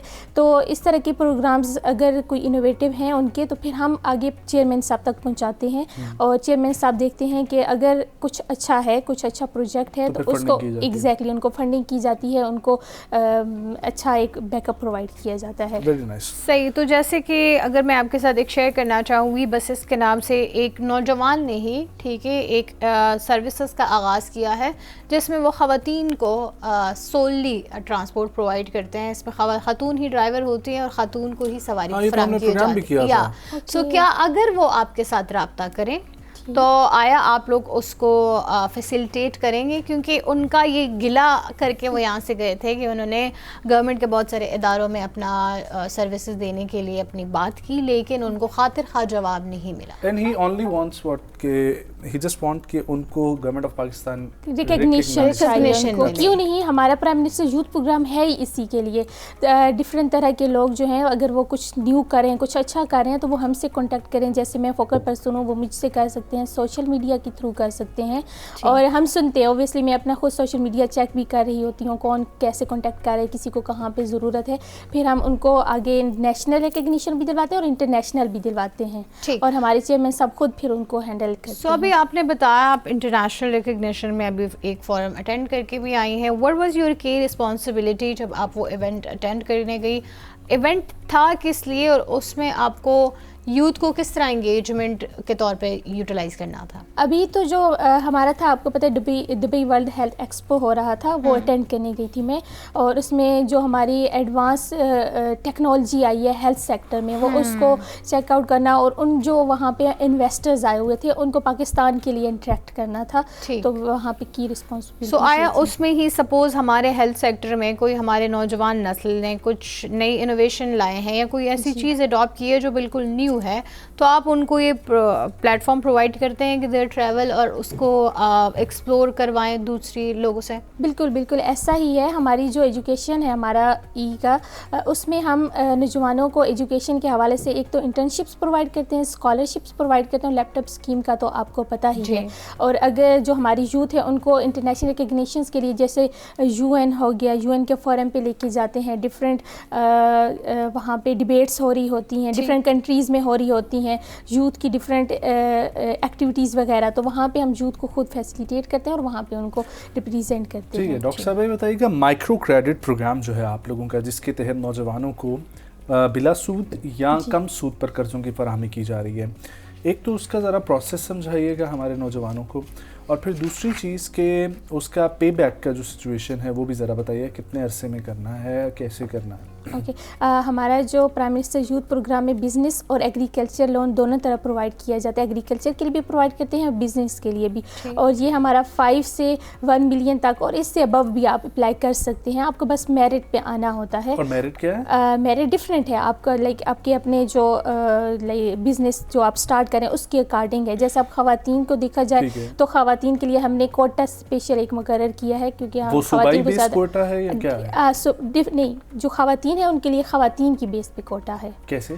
जैसे फीमेल हैं, जैसे हमारी फीमेल हैं, ये अगर मतलब मर्द और एग्जैक्टली मेल और फीमेल की बेस पे किया गया है। अच्छा, तो वैसे जो प्राइम मिनिस्टर यूथ प्रोग्राम है वो एज अ होल पाकिस्तान को हम देखते हैं, तो वहाँ पे उनकी देखा जाए तो मेरिट के अकॉर्डिंग हम देख के फिर उनको उसके अकॉर्डिंग मैं ये पूछना चाह रहा हूँ कि मेरिट है क्या कोई बहुत इनोवेटिव आइडिया है जो आगे बिजनेस में मुंतकिल हो सकता है और अपने आप को खुद कफील बना सकता है, ये आप लोग चेक करते हैं, या आप उस बंदे की माली हालत देखकर फिर फैसला करते हैं कि इसको देना चाहिए, डिजर्विंग है नहीं है? नहीं, हम माली हालत ओब्वियसली नहीं देखते हैं, उनको माली हालत हम प्रोवाइड करते हैं। हम देखते हैं कि उनका इनोवेटिव आइडिया है कैसे, और वो क्या बिज़नेस करना चाह रहे हैं और किस लेवल तक करना चाह रहे हैं। आपको पता है कि डिफरेंट बिजनेस, कोई छोटा बिजनेस है, कोई बहुत छोटा है, कोई बहुत बड़ा बिजनेस होगा, माइक्रो से मैक्रो तक लेके जाना, फिर उसके अकॉर्डिंग। और आपको पता है कि जैसे अभी एट अ टाइम अगर हमने रखे, हम 40,000 लोगों को बिज़नेस लोन प्रोवाइड कर रहे हैं, तो 40,000 के लिए अप्लाई करने के लिए ऑब्वियसली उन्हीं लोगों को हम ज़्यादा टारगेट करेंगे, उन्हीं को प्रमोट करेंगे जो जिनका बिजनेस आइडिया हमें लगेगा कि वो वाकई एक। डॉक्टर साहब, do you have any statistics की जिसमें वाज़ेह तौर पे देखा जा सके कि कितने अरसे में कितना फ़ायदा हो सके, कितनी बेरोज़गारी में कमी आ सकी है, कितने नौजवानों को बाइख्तियार बनाया जा सके? बिल्कुल, स्टैटिस्टिक के हवाले से अगर बात की जाए तो हमारी यूथ में हमने एक तो लैपटॉप स्कीम्स हैं वो हमने 2013 से स्टार्ट की थी और अभी तक जो है हम यूथ को प्रोवाइड कर चुके हैं। और अभी जो इस साल का अगर हदफ देखा जाए तो हमारे चेयरमैन साहब का और हमारे प्राइम मिनिस्टर साहब का ये एम है कि हम 2025 से 2026 तक 1 लाख यूथ जो है उनको लैपटॉप स्कीम प्रोवाइड के थ्रू लैपटॉप प्रोवाइड करेंगे। और इसके अलावा जो हमारी डिजिटल है तो वो ऑलमोस्ट 60,000 से अबव जो है स्टूडेंट्स उनको हम प्रोवाइड कर चुके हैं डिजिटल स्किल्स के थ्रू। और इसी तरह जो है हमारी लोन स्कीम्स हैं तो वो भी इसी के अंडर आता है। और हमारी जो अगर देखा जाए तो जो प्राइम मिनिस्टर इनोवेटिव अवार्ड है उसके थ्रू भी हमने यूथ को बहुत अच्छे से फैसिलिटेट किया है। और उसमें आपको अगर कोई अच्छा आपका एक इनोवेटिव आइडिया है, आपने कुछ अच्छा बिजनेस किया है तो आपको उसकी बेस पे फिर आपको अवार्ड मिलता है 1 मिलियन तक। Very nice. मैं ये पूछना चाहूँगा कि कुछ इंटरटेनमेंट से रिलेटेड हो रहा है प्राइम मिनिस्टर यूथ प्रोग्राम के अंदर? इंटरटेनमेंट से रिलेटेड ये है कि एंगेजमेंट को अगर देखें तो उसमें हमारी यूथ के लिए यूथ कॉन्सर्ट्स वगैरह बनाई गई हैं, डिफरेंट प्रोग्राम्स को उसके अंदर रखा गया है और यूथ को एंगेज करने के लिए जैसे हमारे कंट्री के अंदर भी डिफरेंट इंटरटेनमेंट वगैरह हो रही होती है। बल्कि डॉक्टर साहबा आप चूँकि यहाँ पर मौजूद हैं और आप आगे मसाइल लेकर जाती हैं, एक मसला इन्होंने भी आपके सामने रखा, हम चाहेंगे कि आप दो इनको जो है वो फॉलो अप जरूर लें और हम इस पर जो है ना वो आपसे जरूर पूछेंगे भी, ठीक है? एक इन वाला मुद्दा और दूसरा ये मुद्दा है कि पाकिस्तान में आपको पता है कि क्रिकेट बहुत फोकस्ड है। इसके अलावा मुख्तलिफ स्पोर्ट्स ऐसी हैं जिनकी फिर भी सरपरस्ती मौजूद है, लेकिन ऐसे बहुत सारे बच्चे हैं जो ओपनली ऑर्गेनाइजेशंस हैं, इस्लामाबाद कल्चरल एसोसिएशन है, इस्लामाबाद स्पोर्ट्स ऑर्गेनाइजेशन है, जिनके अंडर मुख्तलिफ फेडरेशन आती हैं। उनके बच्चे जो है ना, जिस तरह आर्चरी में कोई है, कोई शूटिंग में है, कोई टाइक्वांडो में है, कोई कराटे में है, इनके कॉम्पिटिशन्स होते हैं open all over the world. ये लोग राब्ता करते हैं इंटरनेशनली किसी भी कंट्री से और वहाँ के क्लब को बोलते हैं कि हम वहाँ पर आके खेलना चाहते हैं, कंपटीशन करना चाहते हैं। ये हमारी सारी जो है वो कैटेगरी है, इसमें आप हमें इनविटेशन भेजते हैं। वो इनविटेशन भी आ जाता है क्योंकि उस बच्चे की प्रोफाइल इतनी अच्छी होती है, उसने गेम्स खेली होती हैं, सेफ गेम्स में ओलंपिक्स तक में खेल के आया हुआ बच्चा होता है और 19 साल 20 साल उसकी एज होती है। प्रॉब्लम वहाँ पर आती है जब वो जाते हैं अप्लाई करते हैं वीज़ा। चूंकि हुकूमत की सरपरस्ती मौजूद नहीं होती उन प्लेयर्स को, इस वजह से उन बच्चों को वीज़ा नहीं मिलता और इस वजह से वो बच्चे नहीं जा सकते। इंक्लूडिंग हमारे यहाँ का एक हमारा बड़ा अच्छा दोस्त है उस्मान वज़ीर, वो गिलगित से ताल्लुक़ रखता है, वाहिद बॉय है जो एशियन चैम्पियन भी है पाकिस्तान से और वर्ल्ड यूथ चैम्पियन भी है बॉक्सिंग का, पाकिस्तान से वाहिद लड़का है।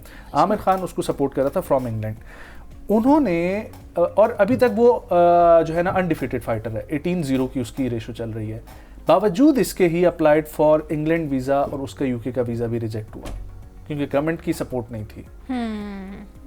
ऐसे बहुत सारे इश्यूज हैं, हम चाहेंगे स्पोर्ट्स के हवाले से भी ऐसे इश्यूज भी इनफैक्ट इसी बात से ही जुड़ी हुई चीज़ है कि बहुत सारे बच्चे को बाहर से इनविटेशंस आते हैं खेलने के लिए स्पोर्ट्स में, लेकिन उनको स्पॉन्सर कोई नहीं मिलता। सो डू यू गाइस कि आप लोग के प्राइम मिनिस्टर प्रोग्राम के तहत ऐसी भी कुछ है कि जिसमें ऐसे बच्चे जो बाहर जाके खेलना चाह रहे हो लेकिन उनको आप स्पॉन्सर करें ताकि वो जाके मुल्क का नाम ही रोशन करें? बिल्कुल ऐसा ही है। हमारे जो चेयरमैन साहब हैं वो हर वक्त इसी कोशिश में होते हैं कि यूथ को ज़्यादा से ज़्यादा फैसिलिटेट कैसे करना है।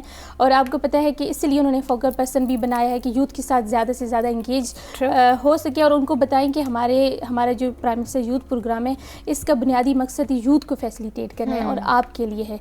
और यहाँ पे हम चाहते हैं कि वो हमसे डायरेक्ट कॉन्टैक्ट करें, जैसे कि अब मैं फोकल पर्सन हूँ तो मुझसे कॉन्टैक्ट करें ताकि मैं चेयरमैन साहब तक लेके जाऊँ बात। और आपको पता है कि चेयरमैन साहब हर वक्त कामों में बिजी है। उनका है कि यूथ के लिए कुछ नया न्यू प्रोजेक्ट्स लेके आए, नेशनल और इंटरनेशनल यूनिवर्सिटीज़ को देखें और कंपनीज़ के साथ, इसीलिए वो लिंक्ड हैं। और उनके साथ हम लोग ज़्यादा से ज़्यादा और लिंक भी बढ़ा रहे हैं ताकि हम अपने यूथ को इस तरह की जो जैसे स्पोर्ट्स वगैरह है या फिर हमारे यूथ होती है डिबेटिंग सोसाइटीज़ होती हैं, वो जाना चाह रहे होते हैं इंटरनेशनल। मसला ये है कि आप ना बहुत ना पाकिस्तानियों की दुखती हुई रग जो है ना उसकी सीट पे बैठी हुई है यूथ। बिल्कुल ऐसा ही यूथ के पास जितना पोटेंशियल आप लोगों को नज़र आ रहा है ना, उसको जो है ना 1000x कर ले उतना ज़्यादा मौजूद है यहाँ पर। बिल्कुल बिल्कुल ऐसा ही है। जो मैं आपको बता रहा था ना जिस बॉक्सर की कहानी, उसकी मुझे एक और कहानी याद आ गई कि डीजी स्पोर्ट्स जो इस वक्त के मौजूदा बैठे हुए हैं, ठीक है, उन साहब को वज़ीर आज़म पाकिस्तान ने जब वो जीत कर आए थे, ठीक है, फ़ाइट, एक अवार्ड अनाउंस किया था, और वो अवार्ड जो है ना वो किसी भी लॉ के ज़रिए जो है वो नहीं होता, ठीक है, ये सिस्टम होता है स्पोर्ट्स का। इसमें जो अनाउंस किया जाता है वो लॉ के ज़रिए नहीं होता। लॉ के ज़रिए एक मुख्तस की गई रकम होती है, उससे ऊपर जब अनाउंस करता है ना तो वो प्राइम मिनिस्टर अनाउंस करता है ये वो। अब प्राइम मिनिस्टर ने अनाउंस कर दिया, अब वो जो डीजी साहब हैं वो इस वजह से उन्होंने फ़ंड्स वगैरह वो रिलीज़ नहीं करते, क्योंकि वो ख़ुद बज़ाहिर नहीं ये बात कहते, लेकिन उनकी जो कैबिनेट है आसपास जो लोग मौजूद हैं वो चाहते हैं कि आप हमें भी पैसे दें, ठीक है, इसमें से फंड में, तो हम आगे भी दें। मतलब इनाम में भी आप पहले हमें पैसे दें।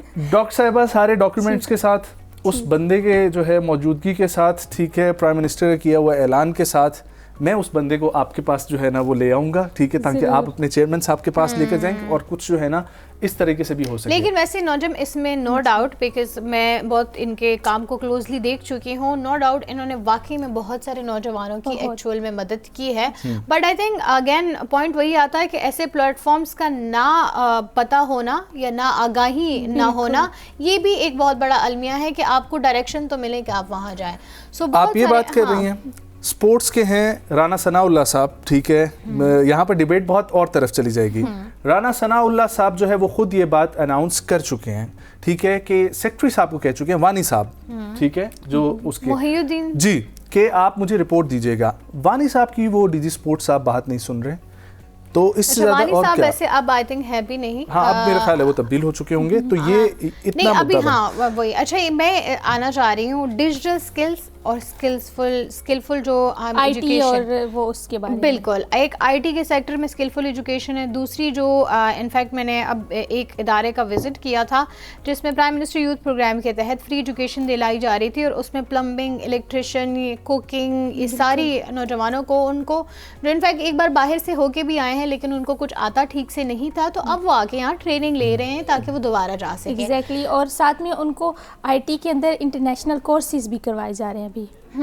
सो उसके लिए आप लोग किस मेरिट पे बच्चे चुनते हैं, या उसके लिए कोई भी जो है बच्चा आके अगर पढ़ना चाहे सो ही इज़ एलिजिबल और वो पढ़ सकता है? उसके लिए हमारा इस तरह से हमने क्राइटेरिया नहीं रखा है, फर्स्ट कम और फर्स्ट सर्व की बेस पे हम उनको प्रोवाइड कर रहे हैं।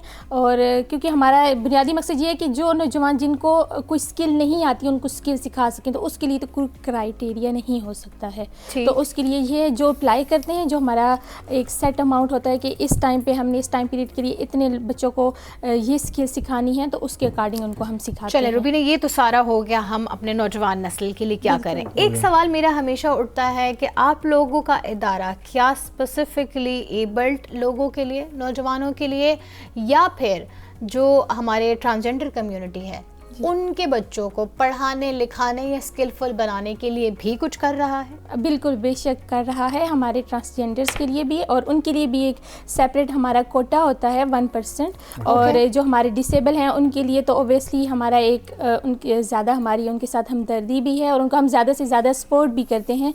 हम जब भी कोई प्रोग्राम स्टार्ट करने लगे होते हैं तो हम डिफरेंट ऑर्गेनाइजेशंस को बुलाते हैं स्पेसिफिकली इसके लिए, और जो हमारे डिसेबल्स होते हैं उनकी रिप्रेजेंटेटिव्स जो होते हैं उनको भी बुलाते हैं और उनमें उनको भी साथ अटैच करते हैं। डॉक्टर साहब, आपको सबसे अच्छी चीज़ अपने इदारे की क्या लगती है यहाँ प्राइम मिनिस्टर यूथ प्रोग्राम की? सबसे अच्छी चीज़ मुझे ये लगती है कि यहाँ पे पहले मुझे नहीं था आइडिया इतना, क्योंकि मैं खुद भी इतनी ज़्यादा इससे अटैच नहीं थी, और मुझे लगता था कि शायद मैं अप्लाई करूँ भी तो कहाँ मुझे मिलेगा। और हमारी सबसे बड़ी बात जो हमारी यूथ की एक नेगेटिव वो है कि थिंकिंग है कि उनको लगता है कि शायद अगर हम किसी स्पेसिफिक पॉलिटिकल पार्टी को सपोर्ट करते हैं तो फिर हमें नहीं मिलेगा इसमें, हमें शायद हमें लैपटॉप स्कीम्स में भी ना पार्टिसिपेट करने दिया जाए, या फिर हमें कोई बिजनेस लोन वगैरह है या फिर कोई स्कॉलरशिप वगैरह तो हमें नहीं दी जाएगी। लेकिन ऐसा नहीं है, ये पूरे पाकिस्तान के नौजवानों के लिए, और यहाँ पे हम पाकिस्तान के नौजवानों को रिप्रेजेंट करते हैं, और उन डिफरेंट तरह के जैसे उनकी स्किल्स हैं तो हम उनको लेके आगे जाते हैं और उन्हीं को प्रमोट करते हैं। तो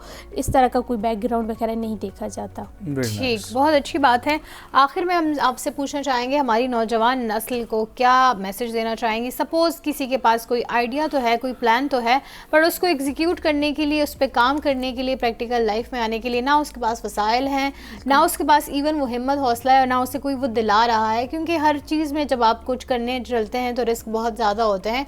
सो वो रिस्क की वजह से हम कभी आगे हिम्मत ही नहीं बढ़ा पाते। तो क्या पैगाम देना चाहेंगी कि ऐसा इदारा जो उनकी सरपरस्ती करने को तैयार है, आए और वहाँ से मतलब ये पाकिस्तान की इकोनॉमी को ही बेहतर बनाने में मददगार साबित होगा। बिल्कुल हमारा प्राइम मिनिस्टर यूथ प्रोग्राम का विजन ही यही है कि नौजवान को बाइख्तियार बनाना है, और हम चाहते हैं कि हमारे नौजवान जॉब सीकर ना हो बल्कि जॉब क्रिएटर बने, और इसके लिए हम ज़्यादा से ज़्यादा कोशिश भी करें। और नौजवानों के लिए मेरा यही पैगाम है कि सबसे पहले अगर कोई भी आपके अंदर कोई आइडिया है, एग्जैक्टली कोई एबिलिटी है, तो सबसे पहले आपको अपने ऊपर यकीन रखना है। और जब आपको अपने ऊपर यकीन होगा तो ऑब्वियसली यू विल से कि मैं कर सकता हूँ। जब कर सकता हूँ तो आप डिफरेंट अपॉर्चुनिटीज़ आपके पास आएंगी, आप अप्लाई करोगे, और वो यकीन ही है कि आप जब अप्लाई करोगे तो आपको ज़रूर मिलेगी। Thank you so very much, thank you so much doctor Rubina Awan आपके बहुत वक्त के शुक्रिया। लिए, एंड विल होप कि आपका जो मिशन है और जो प्राइम मिनिस्टर यूथ प्रोग्राम चाहता है, अल्लाह उसको तकमील तक पहुंचाए और ये जारी और सारी रहे। ख़वातीनो हज़रात, बताने का मकसद आप लोगों को ये है कि पाकिस्तान भर में ऐसे प्रोग्राम्स जारी और सारी हैं नौजवानों के लिए जो तालीम के हवाले से, तरबियत के हवाले से, फ़नी हुनर सिखाने के हवाले से, चाहे डिजिटल स्किल्स हों, चाहे एग्रीकल्चर के लोन हो, और पाकिस्तान से बाहर जाकर पढ़ने की बात हो, या पाकिस्तान में कोई कारोबार आप शुरू करना चाहते हैं, तो प्राइम मिनिस्टर यूथ प्रोग्राम के साथ रब्ता करें। इनके different focal persons different projects के ऊपर काम कर रहे हैं। डॉक्टर रूबीना भी उनमें से यूथ इंगेजमेंट के ऊपर काम कर रही हैं। आप लोग डायरेक्ट इन लोगों के साथ इनके सोशल मीडिया अकाउंट्स पर रब्ते कर सकते हैं, प्राइम मिनिस्टर यूथ प्रोग्राम के साथ जुड़ सकते हैं, ताकि आप लोगों के जो मसाइल हैं उनके हल के लिए आप लोगों के साथ मिलकर ये कुछ काम कर सकें। लेकिन ये ज़रूर कोशिश करें कि आप लोग कोई आइडिया जनरेट करें और एक ना एक दफ़ा लाजमी अप्लाई करें। फिर हम लोग ये कहते हुए रह जाते हैं कि हमारी हुकूमत ने हमारे लिए कुछ नहीं किया, हमारे पास ये आइडिया था, वो था, लेकिन बहुत सारे ऐसे लोग होते हैं जो सिर्फ कंप्लेन करते हैं और आगे बढ़कर अप्लाई तक नहीं करते। बिल्कुल, एटलीस्ट एक बार दरवाज़ा खटखटाना तो चाहिए, आवाज़ आएगी कि नहीं आएगी, कोई दस्तक पे जवाब देगा कि नहीं देगा, ये बात ही बात है। और तब आप इसका फैसला भी कर सकते हैं कि एटलीस्ट मैंने ट्राई तो की थी। तो ज़िंदगी नाम ही कोशिश का, एटलीस्ट एक बार कोशिश तो करनी चाहिए। विल टेक अ ब्रेक जी, वापस आएंगे, हमारे साथ एक और गेस्ट मौजूद होंगे, कहीं मत जाएं, हमारे साथ रहिए।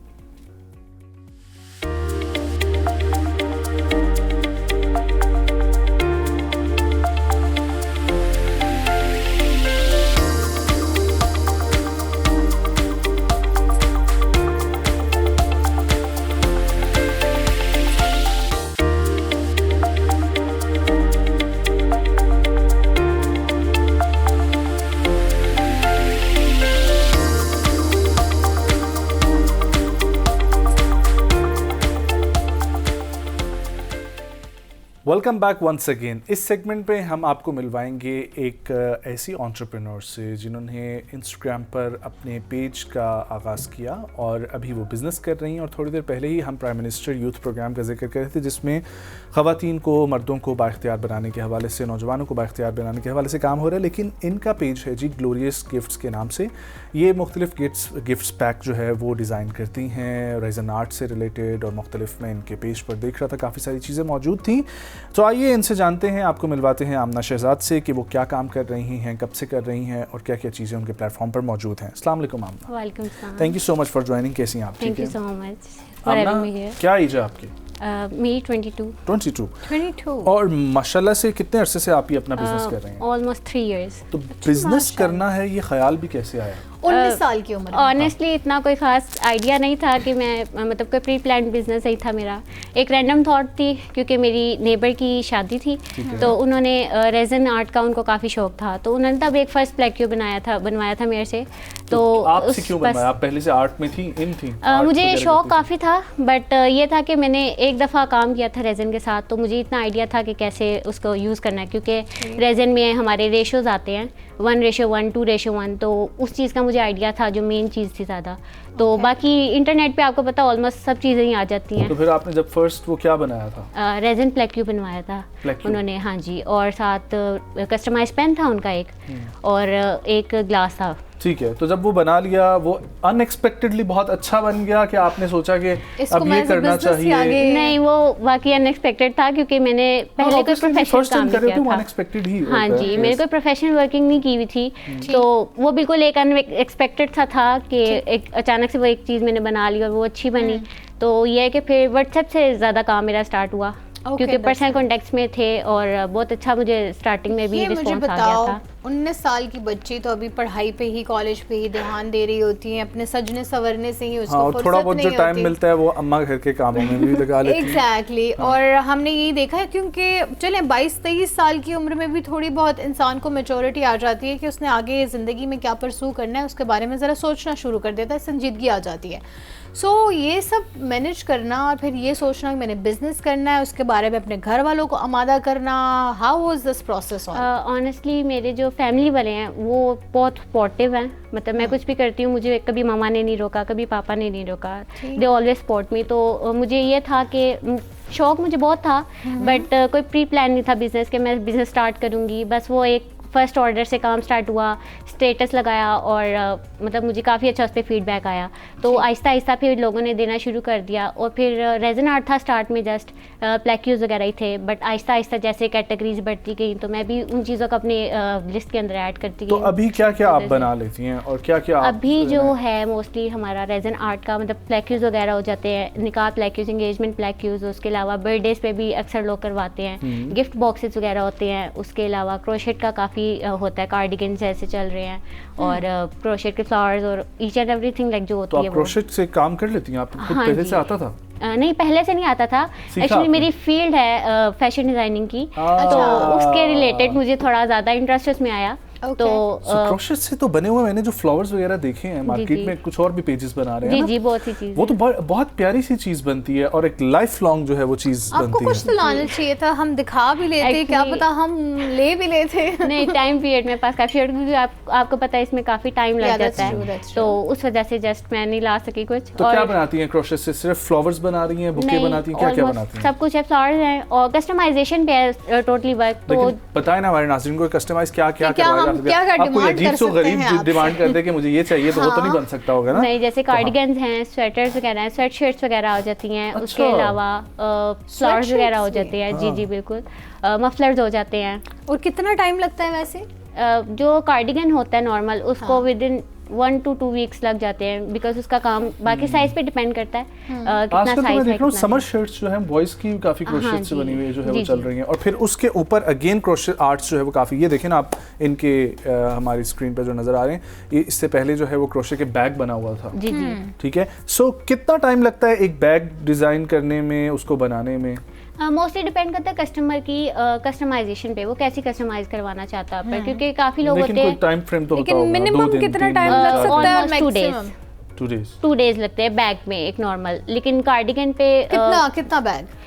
नॉर्मल जो टोट बैग होता है। अच्छा। हाँ जी 2 days? जी 2 days Okay. क्योंकि ये है कि उसको पहले सारा को मतलब बनाना सेपरेटली, फिर उनको ज्वाइन करना और फिर उसके बाद फाइनल टचेस देना, तो उसमें ऑलमोस्ट 2 days लग जाते हैं।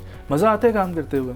मज़ा बहुत आता है बट ये है कि या थक जाती समटाइम्स हैं? वो थक जाती हूँ है क्योंकि ना, हाथों की मूवमेंट की वजह हाँ से जी। उंगलियां बहुत थक जाती हैं। क्योंकि स्टार्टिंग में इतनी आदत नहीं थी, बट ये है कि जब स्टार्ट किया आहिस्ता आहिस्ता तो फिर आदत भी होगी तो उसको। कोई आपके साथ हेल्प करवाता है? क्रोशेट ज़्यादा किसी को आता नहीं है, मम्मा होती हैं या बहन होती है, तो बहन को तो नहीं आता और मम्मा को भी नहीं आता। और crochet resin art? वगैरह रेजन आर्ट मैं खुद करती हूँ वो अभी। किसी को नहीं सिखाई अभी तक घर में? नहीं वो तो कह रही है सिखाएं किसी ना को आहिस्ता ना आहिस्ता, सिखाऊं मैं, वर्क फोर्स अपनी बढ़ाते जाएं। 1 man आर्मी बनूं मैं। नहीं ऐसा नहीं है, बट ये है कि कुछ ऑर्डर्स होते हैं जिसमें मम्मा भी बहुत मतलब हेल्प करवाती हैं, ठीक। बहन भी काफ़ी हेल्प करवाती है, भाई मेरा बहुत हेल्प कराता है क्योंकि बाजार लेकर आना जाना सब कुछ अच्छा, उसके हाथ में ही माशाल्लाह। होता है, इसीलिए। माशाल्लाह, ये तो बड़ी अच्छी बात Very है। nice. अच्छा मुझे ये बताओ, सबसे पहले जो ऑर्डर के लिए सबसे पहले जो चीज़ें खरीदी कि इससे मैंने ये काम करना है, हाँ। सो वो उसकी पॉकेट मनी आपके पास खुद की थी या घर वालों से पैसे लिए, और उसके बाद उसकी जो आमदनी आई हाँ, वो आपके कितनी पास? खुशी होती है। हाँ फर्स्ट जो था ऑर्डर मेरा, वो मुझे एग्जैक्टली याद नहीं है क्योंकि उनकी काफ़ी चीज़ें थी उसके अलावा, ठीक। तो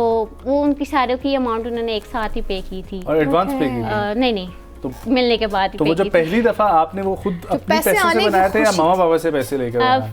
कुछ अपने थे कुछ पापा से लिए थे क्योंकि रेजिन ज़्यादा कॉस्टली होता है मटेरियल इसका थोड़ा, तो जो उसका विनाइल स्टिकर था वो भी ऑनलाइन मंगवाया था। उसके अलावा जो दराज के ऊपर वो नॉर्मल मोल्ड्स वगैरह मिलते हैं, अवेलेबल होते हैं। Well, let me वो give लिए you a थे। new idea as well because it's हाँ जी। about resin. रेजिन में आपने बहुत बड़ी बड़ी चीज़ें तो देखी होंगी, बट रिसेंटली एक मैंने आइडिया देखा जो आप अपने प्लेटफॉर्म पर जो है वो शुरू कर सकती हैं, इट्स अ $1 million आइडिया। ठीक है, सो सीन क्या है कि एक सिंपल सा फ्रेम है, उस फ्रेम के अंदर जो परफ्यूम्स की बॉटल है उसको ब्रेक करके, ठीक है, उसके छोटे छोटे पीसेस लगा के और उसको की जो ऊपर वाला जो हिस्सा है, ठीक है, वो एक ऊपर जगह पे रख के और उस सारे को रेजिन आप करके और वो अनब्रेकेबल सा बना हुआ फ्रेम के अंदर इतना खूबसूरत लगता है ना, डिफरेंट, क्योंकि आपको पता है परफ्यूम्स की बॉटल कितनी खूबसूरत वैसे बनी होती हैं। सो उनको ब्रेक करके डिफरेंट जगहों पे जो है ना उनके पार्ट्स को एडजस्ट करके बनाना और वो फ्रेम पे लगा हुआ बहुत अच्छा लगता है। अब आप हमें ये वाला गिफ्ट ला के दे रही हैं, ठीक है, हम हाँ, देखना try भी तो करें। चाहेंगे, Why हाँ, not? हम दिखाना भी चाहेंगे नाजरीन को। अच्छा, मुझे ये बताएं कि सबसे पहले वाला जो आपका ऑर्डर था, मैं दोबारा उसी पर आना चाहूँगी, उस पर कितना आपने मुनाफा कमाया था? उस पर मैंने आपको बताया ना, मुझे एग्जैक्टली याद नहीं है क्योंकि फर्स्ट टाइम था जी, फर्स्ट टाइम था और मुझे इतना खास उसकी कॉस्ट का भी आइडिया नहीं था कि कितनी की रेजन आएगी, अब आपको कितना मुनाफा हो जाता है? चलिए अब मैं जितना मर्जी चाहे ले लूँ, बट ये है कि एक अमाउंट रखी हुई है कि इससे ज़्यादा चार्ज नहीं करना, ओवर चार्ज नहीं करना। बट समटाइम्स होता है कुछ कस्टमर्स आते हैं जो नहीं बाय कर सकते, अफोर्ड नहीं कर सकते हैं, तो उनको फिर उनकी अकॉर्डिंग जो है जितना लेस हो सकता है मैं कर देती हूँ। जो हाँ, नहीं बस होता एटलीस्ट आपकी जितनी मेहनत लगी है एटलीस्ट उसके पैसे। तो प्लान क्या है इस बिजनेस को लेकर आगे का? अभी प्लान इंशाल्लाह यही है कि आगे लेकर चलूँगी जितना जा सके, क्योंकि फैमिली भी फुल सपोर्ट कर रही है। और जैसे बियाज वुमेन एम्पावरमेंट सर्कल है, इस तरह के भी ग्रुप्स बने हुए हैं। मैम राबिया रहील बहुत अच्छे से हमें गाइड कर रही हैं हर चीज़ को, हमें काफ़ी सपोर्ट कर रही हैं माशाल्लाह। बिल्कुल, वो भी आई थी हमारे प्रोग्राम में। बिल्कुल। हाँ, शी विजिटेड। हाँ, जिस दिन आप जो है वो अच्छा, शादी पे गए थे। exactly. जी जी, वरना मैं जरूर उनको जानता हूँ। जी बिल्कुल। तो आज मुझे लगता है जो मैं इस प्लेटफॉर्म में हूँ, क्योंकि आपको पता है एक मिडिल क्लास लड़की के लिए घर से उठ के एक प्रोफेशनल प्लेटफॉर्म पर आना बहुत बड़ी चीज़ होती है। तो आई थिंक सो अगर मैं यहाँ पे हूँ आज, तो एक तो मेरे माँ बाप की दुआएं हैं जाहिर है, और सेकंड वो हैं सबसे बड़ी सपोर्टर मेरे पीछे शायद, कि जिन्होंने सपोर्ट किया, जिन्होंने ये हमें चांस दिया कि हम आगे आए, अपने जो है बिजनेस को ग्रो करें और भी बहुत सी अपॉर्चुनिटी। इनफैक्ट उस दिन उस प्रोग्राम में हमारी ये भी डिस्कशन हुई थी कि खातून ही खातून को सहारा दे के ऊपर लेके जाती हैं और खातून ही खवातीन को जो है वो गिराने वाली भी होती हैं। सो ये एक मिसाल है कि अगर खातून को आप जो है अपने साथ काम में लगाएं और उसकी हिम्मत करें, हौसला अफजाई करें, तो वो बहुत कुछ कर सकती है। तो अभी आपकी स्टडी चल रही है कंप्लीट? जी अभी चल रही है, लास्ट ईयर है। सो यूनिवर्सिटी में तो माशाल्लाह से आपकी फील्ड भी चूंकि फैशन डिजाइनिंग है और उसी से रिलेटेड आप काम भी कर रही हैं, तो टीचर्स का क्या रवैया होता है, वो कैसा फील करते हैं? स्टूडेंट्स जो आपके साथ बाकी पढ़ते हैं वो आपसे क्या कहते हैं? क्या आपकी उनसे गपशप होती है? टीचर्स मेरी बहुत अच्छी है, नो डाउट, मतलब बहुत सपोर्ट करती हैं उस चीज़ में। इवन दो मेरी टीचर्स ने भी मुझसे ऑर्डर किया हुआ है, अच्छा, तो वो बहुत सपोर्ट करती हैं उस चीज़ को। उनको मालूम है कि एक चीज़ अगर वो बताएंगी, मैं सीखूंगी उस चीज़ को, तो मैं उस पर इम्प्लीमेंट भी कर। और ये भी है कि जो हम सीखते हैं, मेरी कोशिश होती है कि जो मैं सीख रही हूँ मैं उसको लेकर आगे चलूँ, उस चीज़ को आगे लेके आऊँ, क्योंकि एक तो वो एक अलग से आइडियाज़ आ जाते हैं और कुछ ये होता है कि लोगों को पसंद ज़्यादा वो आ रहे होते हैं, क्योंकि टोटली हैंडमेड होता है सब कुछ, तो टोटली कस्टमाइजेशन पे बेस्ड होता है। आप उसका कलर से लेकर आप उसकी each and every single thing आप उसकी कस्टमाइज करवा सकते हैं। तो इसलिए उसके अंदर लोगों को ज़्यादा बेनिफिट नज़र आ रहा होता है कि उनके प्रेफरेंस के अकॉर्डिंग चीज़ बन जाती है। आपकी फ्रेंड्स वो क्या कहती हैं? फ्रेंड्स भी मेरी बहुत अच्छी हैं। फ्रेंड्स में तो आप सबसे अमीर होंगी। सपोर्ट तो करती होंगी, लेकिन वैसे आपकी उनके साथ क्या डिस्कशन होती है कि जल्दी शुरू कुछ कर लो, कुछ कर लेना चाहिए, देखो मैंने कर लिया, मुझे अच्छा लगा, तुम ये कर लो, तुम्हारे पास ये स्किल है? मेरी जो ज़्यादातर कोई ख़ास फ्रेंड्स नहीं है, बट 2-3 हैं जो बहुत मुझे अजीज़ हैं। तो ये है कि वो बहुत अच्छे से मुझे गाइड करती हैं। कुछ समटाइम्स मैं काफ़ी जगह पे स्टक हो जाती हूँ, मुझे समझ नहीं आ रही होती मैं क्या करूँ, तो ये है कि वो मुझे सपोर्ट करती हैं, मुझे बताती हैं कि ऐसे ऐसे कर लो, ये कर लो, वो कर लो। और मेरा यही होता है कि मैं कुछ स्टार्ट करने से पहले अगर अपनी मदर से पूछ रही हूँ तो मैं अपने फ्रेंड से भी एक पूछूँ, क्योंकि एक आइडिया मिल जाता है अच्छा। और समटाइम्स हम वो चीज़ नहीं भी सोच पाते जो दूसरा सोच रहा हो, तो वो काफ़ी इस चीज़ में लेके मुझे सपोर्ट करती है। इवन मैं जो कुछ बनाती हूँ वो स्टेटस पे भी लगाती हैं, तो उनके थ्रू भी मुझे काफ़ी ऑर्डर्स आते हैं। तो ये है कि मतलब काफ़ी सपोर्टिव है, अल्लाह का शुक्र जो आगे पीछे मेरे लोग हैं सारे अराउंड में, तो वो काफ़ी सपोर्ट करते हैं उस चीज़ को। अच्छा, आपकी बहन जो है वो आपसे उम्र में छोटी हैं या आपसे बड़ी?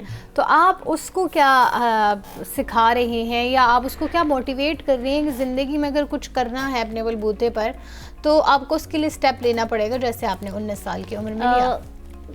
ऑनेस्टली उसको कोई खास इतना शौक नहीं है इन चीज़ों का, मतलब आर्ट वगैरह को इतना खास शौक लेकिन नहीं है। किसी चीज में तो उसका वो भी होगा। फोटोग्राफी में ज़्यादा है उसका, Photography is videography, photography, in is an सब again चीज़ों artistic में। जी जी thing. बिल्कुल।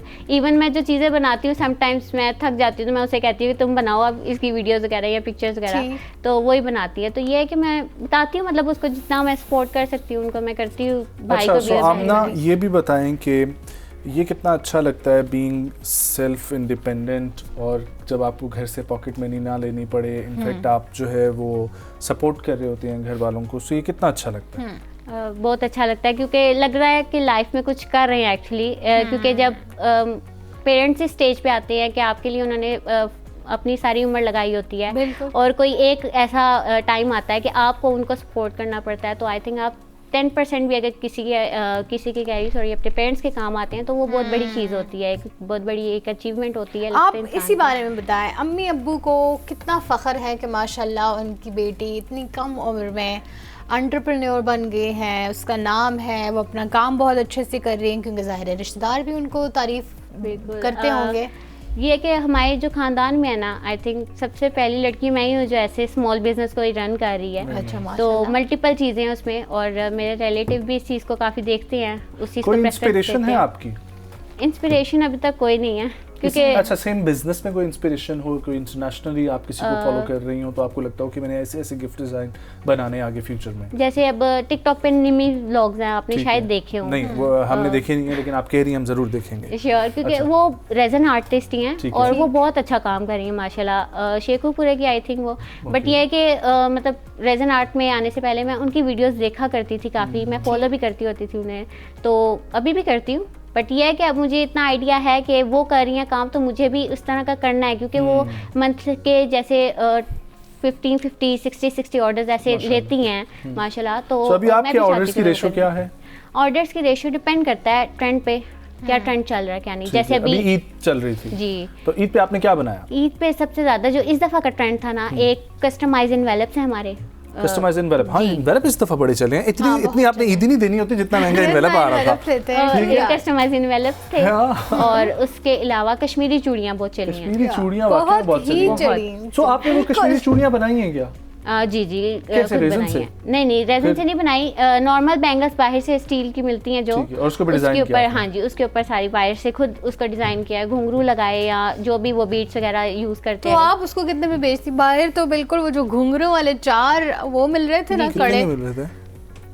4 कड़े कितने में हो सकते हैं? सफर 1600 इनसे रुपए पहले में। पूछते हैं। 1600 रुपए में। नहीं, 1600 रुपए में तो पूरा सेट था ना। तो बस फिर 1200 रुपए। हाँ, सिर्फ जो वो 4 चूड़ियां थी, मुझे समझ नहीं आई कि वो एक घुंघरू की लाइन उन्होंने उसके ऊपर ऐसे लपेटी हुई है, हाँ। और वो जो है वो 4 कड़ों का सेट 1200 रुपए का कैसे? आपको था ना? वैसे ओरिजिनल कॉस्ट हमें उसकी बताएं कितनी पड़ी थी? ओरिजिनल कॉस्ट अगर देखा जाए तो अगर हम घुंघरू लेते हैं तो घुंघरू थे तोले के हिसाब से वो हमें मिलते हैं, ठीक तो है। वो 50 रुपीज़ पर तोला हमें पड़ते हैं। पर ठीक तोला है। ठीक 50 है, रुपीस। और जो बैंगल्स थी सिंपल अगर हम स्टील की लें तो वो हमें ऑलमोस्ट पड़ती हैं, मतलब अगर हम 6 लें तो वो हमें 150 की मिलती हैं, और ठीक अगर है। हम जैसा वो 12 लें तो हमें वो तो 300 मतलब कि आपकी कॉस्ट जो है वो 300 रुपए टोटल आई होगी, नहीं 300 से ज़्यादा है, क्योंकि 400। ये है कि दूसरी बैंगल्स भी साथ थी उसके, और आपने सेल वो किया ऑलमोस्ट 1000 प्लस। 1000 प्लस इस तरह ठीक है, से। सो माशाल्लाह से ये हम लोग खासा इस वजह से मुनाफा पूछ हुआ रहे थे, इस वजह से आपसे हम ये पूछ हम रहे ये थे, क्योंकि हाँ। हम अपनी ऑडियंस को बताएं कि देखें जाके खुद मार्केट से कलेक्ट करके उसको बनाना, उसमें अपनी एफर्ट पुट इन करना और उस बिजनेस को रन करना, इस सब चीज़ से आपको कितना जो है ना वो मुनाफा मिलता है। बिल्कुल ऑलमोस्ट ऐसे ही है। डबल। हाँ, अगर आप which is खुद very good. मेहनत करते हैं, थोड़ा सा क्रिएटिव भी बनने की कोशिश करनी चाहिए, थोड़ा सा हिलजुल में आए, तो आपको वही चीज़ जो है वो बहुत वारे में पड़ जाती है, बजाय इसके कि आप जस्ट अंधाधुंध ट्रेंड को फॉलो करने के चक्कर में। क्योंकि बहुत सारे लोगों ने अगर 4 भी सेट लिए सोचे तो कितने हो गए ये? सही बात है, मतलब 6 हज़ार रुपए की इस बार लड़कियों ने सिर्फ चूड़ियां पहनी हैं। क्या बात है। सो इट्स अच्छी बात है। ये बिल्कुल भी ठीक बात नहीं है। हाँ, ये बिल्कुल भी आपकी बेगम नहीं पहनी ना मेरे मेरी ख्याल से। बेगम ने पहनी है, क्यों लेकिन नहीं एक ही सेट पहना होगा। पहनी? क्यों नहीं पहनी, हर दिन के हिसाब से नहीं, मेरा उन्होंने नहीं पहनी। ख्याल। अच्छा, माशाल्लाह माशाल्लाह। लेकिन मैंने जो है एक ही सेट लिया था, जस्ट बिकॉज मैंने कहा मैंने लास्ट ईयर फर्शी शलवार का भी कोई ट्रेंड नहीं किया, तो मैंने कहा एटलीस्ट एक ट्रेंड तो बनता ही है। ठीक है। लेकिन फिर मैंने उसके बाद सोचा कि ओके आमना, मनी। अब हमारे जो है ना, आप जितने भी लोग हमें देख रहे हैं उनके लिए कोई मैसेज, जो इस वक्त स्कूल कॉलेज यूनिवर्सिटी में पढ़ रहे हैं, कुछ शुरू करना चाहते हैं या कुछ शुरू कर बैठे हैं, संभाला नहीं जा रहा, तो उनके लिए कोई मैसेज? बस यही कहूँगी कि जो भी है स्टार्ट करें अपना। थोड़ा मुश्किल लगता है स्टार्ट में, इंसान सोचता कुछ है होता कुछ है, समटाइम्स चीज़ें आपके अकॉर्डिंग नहीं चल रही होती, बट इट डजंट मीन कि वो आगे भी नहीं चलेंगी, क्योंकि Does it happen with you कि आप जो सोच रही थी बहुत वैसा ना दफ़ा हुआ है, क्योंकि मैं समटाइम्स कुछ एक्सपेक्टेशंस होती है जो इतनी हाई होती हैं और आप उसके ऊपर खुद ही नहीं अपनी एक्सपेक्टेशंस पूरी कर पाते, तो इट डजंट मीन कि मैं उस चीज़ को छोड़कर बैठ जाऊं और मैं उस चीज़ के बारे में सोचूं कि नहीं मेरे से नहीं होगा, मैं नहीं कर सकती, क्योंकि इस चीज़ में मेरी मम्मा मुझे बहुत सपोर्ट करती हैं। मम्मा ने अगर कहीं पे मैं स्टक हो जाऊँ या मैं सोचूं मेरे से नहीं होगा, तो मैं मम्मा से अपनी बात करूँ तो वो ज़रूर मुझे ये कहती हैं कि तुम स्टार्ट करो, जो भी होगा देखा जाएगा, कहीं ना कहीं तो पहुँचोगी। तो ये है कि उनकी इस बात को मैं ज़रूर अपने माइंड में रखती हूँ, और जब मैं स्टार्ट करती हूँ तो समटाइम्स होता है कि कुछ चीज़ें वर्कआउट नहीं करती, मुझे कभी कभी एक चीज़ 4-4 5-5 दफ़ा बनानी पड़ती है, बट मैं उसके ऊपर वर्क करती हूँ। मुझे पता है कि अगर अभी ये हो रहा है, यहाँ पे एक मिस्टेक हो रही है, तो मुझे नेक्स्ट टाइम नहीं करनी, बट ये है कि एट द एंड वो चीज़ बन जाती है। तो बहुत शुक्रिया आमना शहजाद आपका आने के लिए, कामयाबी है आपके आने के लिए बहुत शुक्रिया, बहुत सारी दुआएं हैं आपके लिए। ख़वातीनो हज़रात इसी तरीके से मेहनत करते रहिए और मेहनत का फल जो है वो ज़रूर मिलता है, ऐसा बड़े बुजुर्ग कहते हैं। देर से सही, लेकिन मेरा भी मानना है देर से सही लेकिन मिलता ज़रूर है। एग्जैक्टली। लास्ट में आप लोगों को ये बताते हैं हिस्ट्री से, आज है 31 मार्च और 31 मार्च है जी इंटरनेशनल ट्रांसजेंडर कम्युनिटी का विजिबिलिटी डे, और ये दिन इस मकसद के तहत मनाया जाता है कि हमारे आसपास ये जो कम्युनिटी मौजूद है इसका हमने ख्याल रखना है और उनके साथ अच्छा बर्ताव करना है, उनकी हेल्प करनी है और उनको हकीर नहीं समझना, इनको कमतर नहीं समझना, डिफरेंटली एबल्ड इंसानों से हट के वो कोई चीज़ नहीं है, ठीक है, बिल्कुल। उनको ऐसा फील नहीं करवाना कि वो जो है कोई और मखलूक है, और उनको इम्तियाजी सलूक भी इस वजह से नहीं देना कि आप उनको डिफरेंटली एबल्ड समझ रहे हैं, क्योंकि ये भी उनमें एक एहसास कमतरी को जन्म देता है। सो बेहतर यही है कि उनको आम रूटीन में जैसे हम एक दूसरे को ट्रीट करते हैं, आपने उनको ऐसे ही ट्रीट करना है कि ना उनको लगे कि वो बहुत ज़्यादा इम्तियाजी सलूक की वजह से इसलिए उनको दिया जा रहा है क्योंकि वो डिफरेंटली एबल है, ना ही उनको कमतर समझना चाहिए। हर इंसान को, मेरा मानना है, उसको हमें इंसान समझ के ही ट्रीट करना चाहिए, तो बहुत सारी बुराइयां इस माशरे से वैसे ही ख़त्म हो जाएंगी। एग्जैक्टली जी।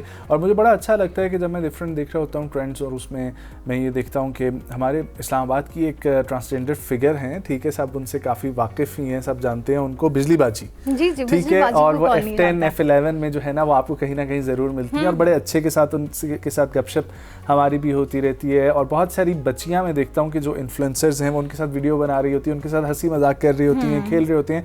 सो मुझे बड़ा एक अच्छा लगता है कि एक इंक्लूसिव एनवायरनमेंट जो बना होता है और एक दूसरे के साथ मोहब्बत जो हम दिखा रहे होते हैं, और इससे उनको भी अच्छा लग रहा है, आपको भी अच्छा लग रहा है उनके साथ बात करके, इसीलिए आप वहाँ पर मौजूद हैं। और कोशिश ये करें कि इन लोगों के साथ कम्युनिकेट किया करें, और सिर्फ मजाक के अंदाज में कम्युनिकेट ना किया करें, एक्चुअल में इनसे बात किया करें। और अब पाकिस्तान अल्हम्दुलिल्लाह इस लिहाज से तो बहुत सारी चीज़ों में अच्छा है कि कम से कम इम्तियाजी सलूक हम इन चीज़ों में नहीं रखते। और मैंने अपने आसपास किसी को भी देखा है कि अगर वो अपने मजहब से हट के किसी को देखता है, कोई क्रिश्चियन है, कोई सिख है, कोई हिंदू है, हम उसके बारे में जानने का एक तजस्सुस रखते हैं और हमारे बच्चे उनके साथ अच्छे से बिहेव करते हैं। और इसी तरीके से ट्रांसजेंडर कम्युनिटी के साथ भी मैंने देखा है कि अल्हम्दुलिल्लाह पाकिस्तान में इतना ज़्यादा जो है वो बदसलूक जो है वो रवैया नहीं रखा जाता। हाँ, कुछ अब तो बहुत ज़्यादा अवेयरनेस वैसे आ चुकी है, हाँ, लेकिन अवेयरनेस जारी हो सारी, लेकिन हर चीज़ में बेहतरी लाई जा मकसद सकती है। तो आप लोग भी इसको बेहतर करने की कोशिश करें, इनके साथ मिल बैठ के बातचीत करें, तो आपको पता चलेगा कि हमसे ज़्यादा अच्छे इंसानियत के आला दर्जे पे तो वो फाइज होते हैं। एग्जैक्टली। अपना बहुत सारा ख्याल रखें। मुझे नजमुस साकिब और नाज़िश खटक को दीजिए इजाज़त। अल्लाह ने